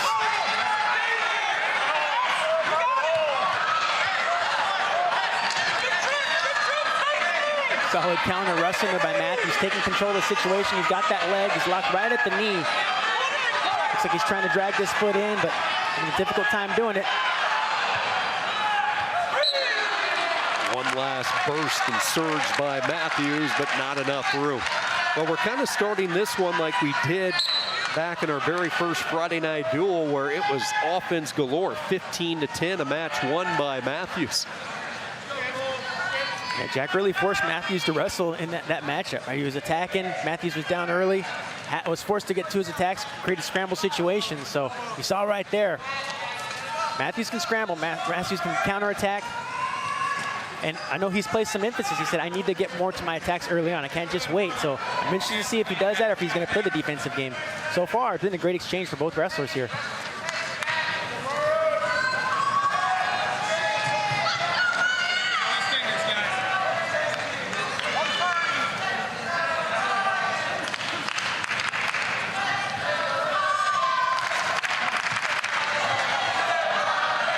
Matthews in his 6th year, 4-time NCAA qualifier, just red hot. He had a tough stretch. At one point this year, he sat 4-6. That was after the journeyman collegiate duels. No panic, though. Told us he got a little lazy on his defense. Style that he loves to wrestle. He says he's been wrestling this style since he was 8 years old. We talked about Anthony, always so good defensively, very good on those reshots. We're going to see some of that defense here as Jack clings in on the right leg of Matthews. Trying to shelve it, drag him back so he has some room to work. Matthews knowing exactly where he is on the mat. Still lots of time for Jack to work. Matthews doing an excellent job right now. So he's got that little whizzer, keeping heavy hips, pulling those arms up of Jack, and keeping his belly button down to the mat. A lot of pressure on that left shoulder of Jack. Way to stuff the position. Get out of bounds, get a reset here.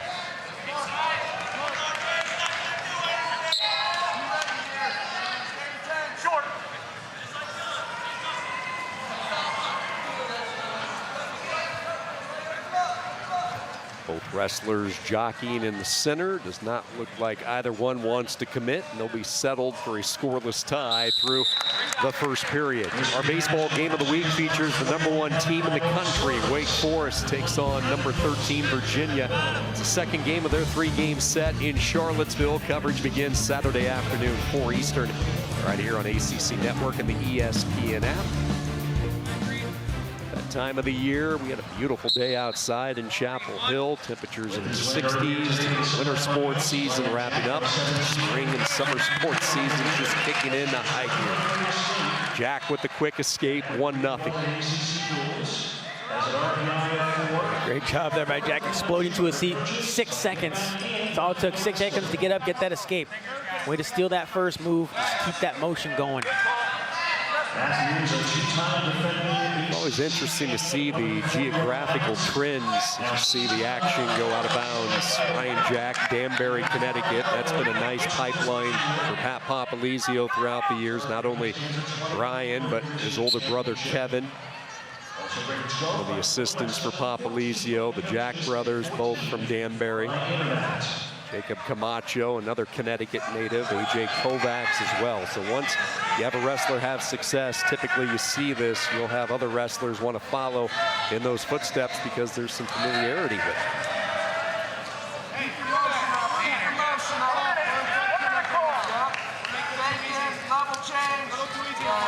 Just watching Matthews, just so patient, just keeping good stance, waiting for Jack to initiate the tie-ups, the attacks.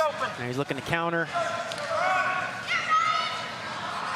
Jack's just stalking from the outside, trying to create those angles, moving in and out. He's not hanging in the ties, just having some difficulty finishing some attempts here, but it's been a fun match to watch so far. These guys are they're playing to their strengths.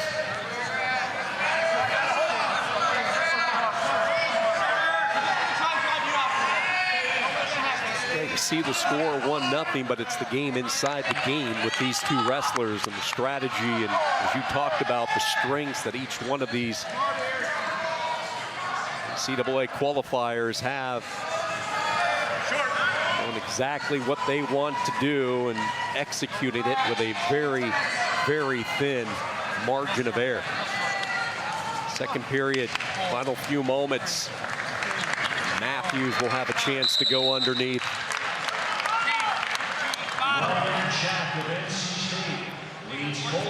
They love some Cole Matthews in the Steel City. Surrounded by a sea of red, they don't care. They want another celebration tonight. Cole Matthews grew up in Greenville, Pennsylvania. Local product, Reynolds High School. Matthews surpassed the century mark in career victories for the end of the regular season. The forward pressure of Jack right now, but Matthews exploding up to his feet. Way to push back, get those hips out, lean back, get that separation you want. Work for that escape, right back up to his feet. It's off that front head position. Again, a lot of the action happening near the edge where they just don't have a lot of space to commit and finish what they start. See, it looked like Jack initiated that offense there. Started the attack up, but Matthews is looking more to counter. So if I'm Jack, I got to be aware of that. Be really smart now. Third period, I need to set my shots up. Don't just force anything. Matthews is waiting for that. Set it up, be smart. When you find your opening, really commit to it, but don't be sloppy here. Jack will be making his third consecutive NCAA appearance in less than 2 weeks from now in Kansas City. Single leg shot here by Jack, and this becomes the scramble of the match. Jack securing both legs in a position to get the 3. They're keeping an eye on neutral danger as well. Jack again repositioning. Man, look at the defense of Cole Matthews, and there's the 3. Ryan Jack grabs the lead late. Solid job there by Jack, maneuvering through that position, going for the danger zone. Wasn't there, kept his hips low, hooked that leg, and climbed up those hips of Matthews. You see right there, working for the neutral danger zone, wasn't getting it. So he dropped down, hooked the bottom ankle. You see right there, he stepped over, kept following those hips. Way to pursue it. 30 seconds. Ryan Jack, hungry for his first ACC title. Danger area now for Matthews. Jack repositioning. Matthews desperately trying to get a restart, and he will with only 10 seconds to go. Good mat awareness there by Jack, wrestling on the edge, keeping that toe in bounds to bleed out that clock as much as he could before that fresh start. The Wolfpack corner into it. You see his older brother, Kevin. The excitement he must be feeling right now. Ryan Jack 10 seconds away. Matthews, an explosive stand-up, trying to rip away. Jack stubborn with his grip. Now Matthews reaches around the top, and he won't pull it off. And after 2 near misses to Cole Matthews, the 3rd time proves to be the charm for Ryan Jack as he wins his first ACC title.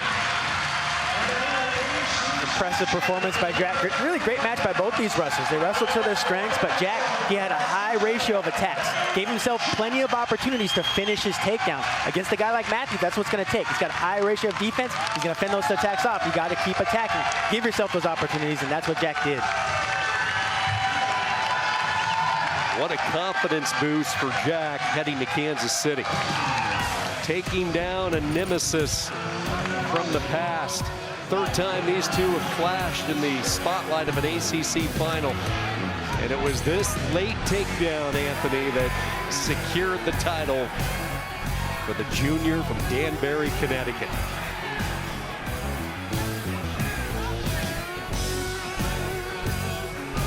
Coming up next, here from Chapel Hill, 149. Two of the best wrestlers in the country, Caleb Henson, Jackson Arrington. We close out what's been an exciting day of wrestling from North Carolina. It's a busy week of ACC men's basketball. Next week, kick it all off with Nothing But Net live from the nation's capital. Coverage begins Tuesday at 1:30 Eastern right here on the ACC Network and the ESPN app.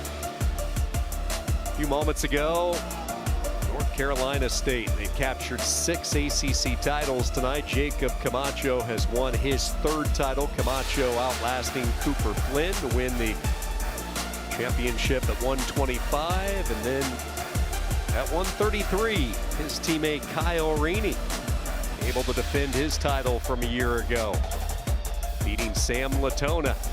6 individual champions tonight for North Carolina State as they are going to win their 6th consecutive ACC title. It comes down to one weight. This is the final weight class after starting the night at 57. And this is the one a lot of the country wants to watch. Number 1 seeded Caleb Henson, top 5 in the country. Ranked number 2, battling 4th ranked Jackson Arrington.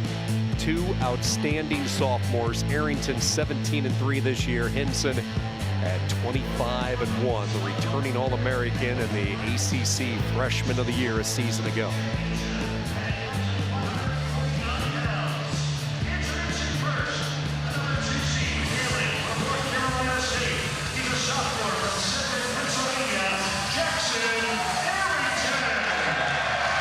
Look at these two athletes. First Jackson Arrington, and the next few years for this conference looking pretty promising when you have young studs like Arrington and Henson. Both will be competing for national championships. Both will be fighting within this conference for ACC supremacy. Here comes Caleb Henson, the sophomore from Cartersville, Georgia. All-American a year ago, the ACC champ. And if you go back to last year and his run to an ACC title, he had 2, and I mean 2 really good third-period rides to win a championship. This year, his only blemish was in Vegas, in the desert at the Keene Invite, losing to Nebraska's Rich Lovett 4-3.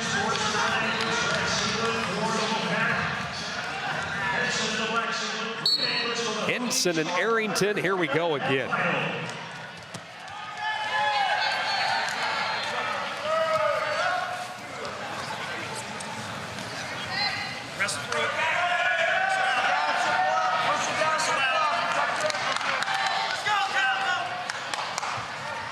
See both guys working in that over-under position. And they both have some good locks. And Henson, he's not afraid to go upper body. He's got some good control there.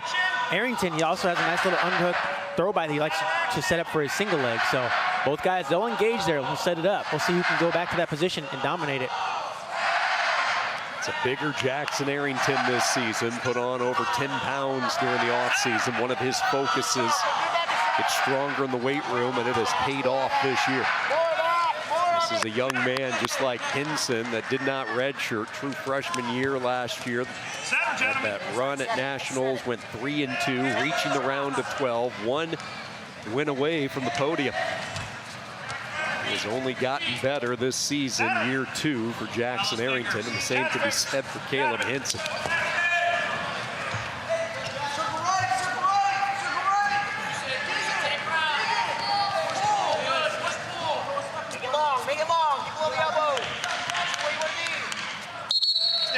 Stalemate early, not quite halfway through this first period.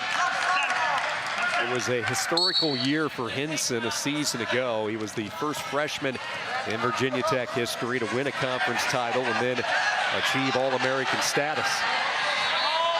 Arrington trying to drop down low. You see the sprawl back from Henson. job there, Anthony, for Henson when it looked like Arrington might be on to something. Yeah, Arrington with that counter wrestling there, looking for that corner. Had the leg, he was chasing down that angle, but Henson just the defense there. Good exchange by both wrestlers.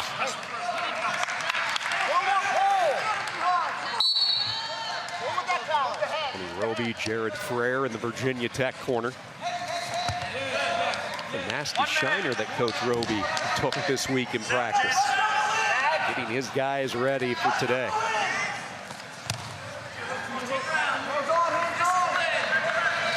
Arrington pressing forward, keeping his back to center. Good job there by circling back in. Henson. Both guys working in these ties, staying active. Heavy snaps. He's right there, nice little post, but just not able to get any penetration as Henson. Good head-to-head defense there for Arrington.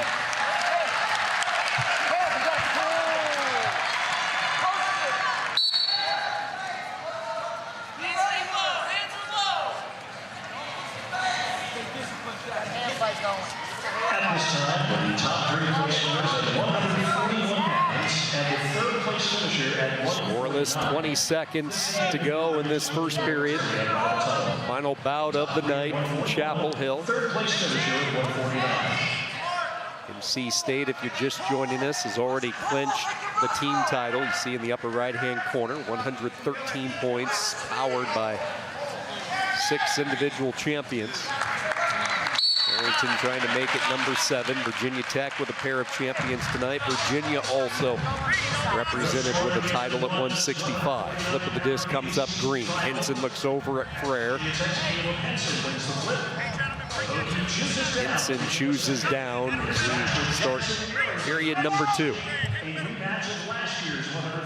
Henson grew up in Georgia, Cartersville, Georgia, takes a lot of pride. The rise of wrestling in that state. He credits the competitive spirit, the high energy level, and a lot of the guys coming back to their roots to help out current high schoolers. And you're familiar with that. That happens in a lot of states, but when you look at the names that Georgia has produced, Chip Ness, Peter Yates, Sean Russell, I can keep going on. Those are some good guys coming back, helping keep the momentum build in that state.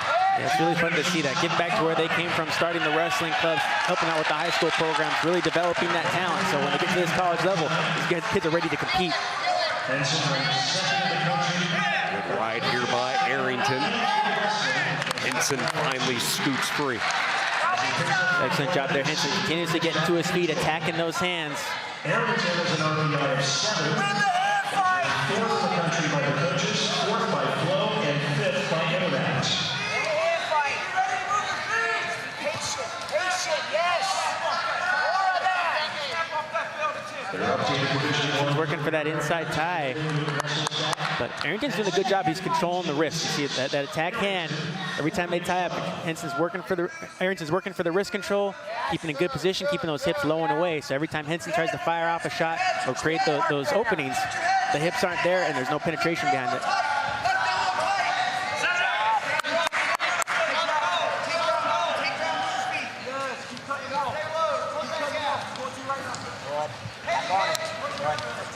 Circle hard right.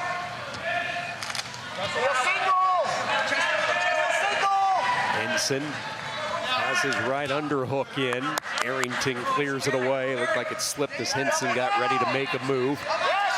Goes right back to it. We'll see him tie up on that right side and then reach across the body for a leg with his left arm. And we're talking, that's where Arrington's done a pretty good job with that wrist control, preventing that arm from getting to the leg.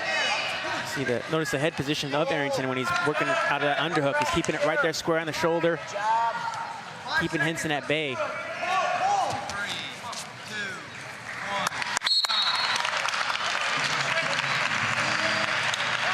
Two wrestlers, despite being only sophomores, know each other well. And a 1-0 score as we go to the 3rd. Arrington's choice. He chooses down. He'll try to get the point back. And what did we talk about before the start of this match? Last year, Henson with a couple of really solid 3rd period rides to win the championship. We'll see what he has in store tonight. Nice quick suck back there by Henson. Just caught Arrington snoozing. See, working forward now, pressuring. He does have the ability to tilt from that top position if he can get a wrist. So I'm interested to see how much he commits to that top ride and looks for those attacks in that position. Arrington Briefly up to a tripod, now back down on one knee. Forward pressure on the toes for Henson, driving. Now Arrington into a stand-up. Henson quickly repositions, maintains control, and goes out of bounds. Did not have to improve his position and work his way up the body with the two wrestlers going out.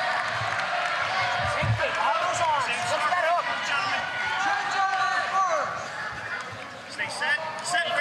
Legal. Relax. That's me. That's me. That's me. No caution given, that one on the officials. So both wrestlers given a brief reprieve. Now they're back at it. And the stick that claw initially was Henson. Arrington up to his feet. Sit out position, turns, faces, and look at the relentlessness of Henson, and he brings him down with authority. Caleb Henson. Staying committed to that ride. Nice mat return and following those hips. Arrington's doing exactly what he needs to, right? He's creating hip separation, nice little hip highs, getting to his feet, attacking hands, but Henson's just relentless from top. Pressure and mat return, working his claw.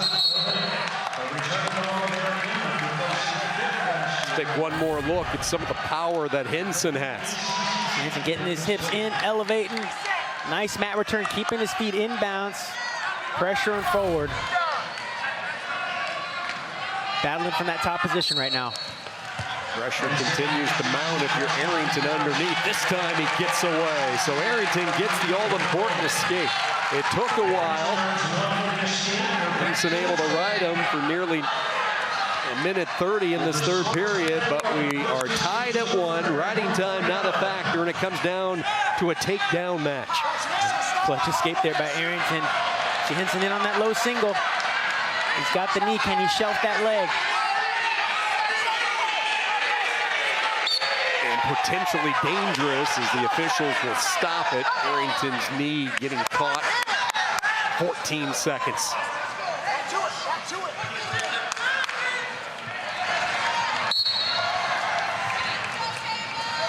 Short time. Final bout of the night. Top 5 showdown, Arrington and Henson, and we're going to need some additional time to settle this one. That's quite all right with everyone gathered here inside the Carmichael.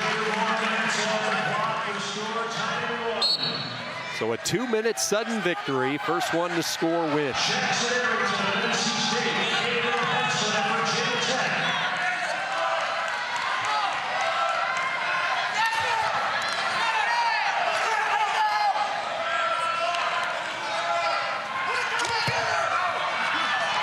Reaches by Arrington. Henson comes back with a low pick. Nothing to be found. Ducks in. Again, Arrington sidestepping the missile. Minute 30 to go. Sudden victory. Henson's staying in good position right now, playing defense. Henson's picking up the pace, trying to create those angles, clearing the ties. He's Arrington in on a shot. He's got the leg elevated. He's trying to cut that corner. He's got to keep those hips low. Hook the top leg. Great roll through there by Henson. Now he's got his hips low, he's got the angle. He can cut that corner.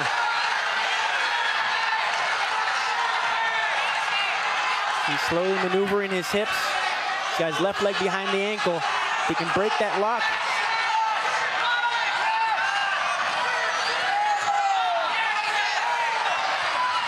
Arrington clears the head, but you see Henson still wrapped up over the top, leg buried underneath, so no points awarded. Henson's going to have to try to free that leg up. Now he has some time, Anthony, with 30 seconds. Henson's digging that right arm underneath, trying to break that lock of Arrington right now. Arrington hanging on with everything he has left in the tank. Oh my goodness, what a scramble as it continues. 15 seconds to go. Arrington looking, and he gets the 3. NC State with their 7th ACC title tonight. A brick comes flying in from Virginia Tech, so hold the boat right now. An exchange and scramble that took a minute off the clock, and the challenge coming from Virginia Tech. What a battle. Both wrestlers have an advantage in certain situations, fighting through. Looks right there, Arrington's got that leg hook. It's underneath that near side. You see his teammates in the backdrop.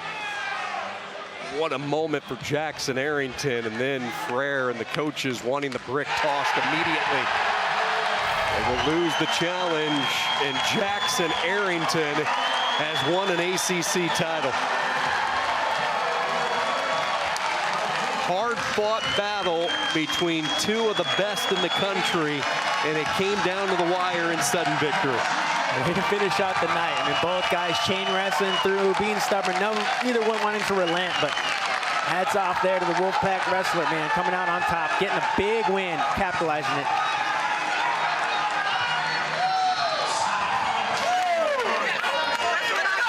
A night that North Carolina State will remember for a long time. They win 7 of the 10 individual championships tonight. They win their 6th consecutive team title. And a top 5 showdown. We picked the best for last, and it lived up to all the pre-match hype.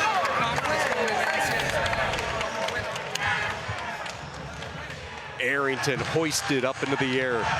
You guessed it, Trent Hidley, the emotional leader. Caleb Hinson, just the 2nd defeat this season. Only the 3rd takedown he's allowed in his last 12 matches. And a good chance that you're going to see both of these ACC wrestlers all 3 days and deep into the tournament in Kansas City in a couple of weeks. That's right, the job's not done. Whether you won or you lost today, if you qualified for that national tournament, it's time to get back into the room, get to work. Big show now. NC State with their 6th straight tournament title. Congratulations to Pat Papalizio and his staff. They crowned 7 individual champions today, and now the conference with their 28 automatic qualifiers. They will surely add a few at-larges when they are announced later this week. And the ACC as a whole hoping to make an impact in Kansas City. The ACC will be well represented. So much talent. These guys showed up tonight. I'm looking forward to seeing them show up in a couple weeks at the national tournament.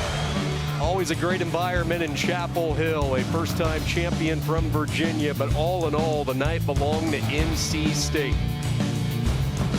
What a story, what a day of wrestling in Chapel Hill. Coming up next, it's Nothing But Net from the ACC Women's Tournament. For Anthony Robles, I'm Sean Kinney saying so long from North Carolina. Thanks for watching. This has been a presentation of ESPN, the worldwide leader in sports. NC State, your 2024 tournament champions.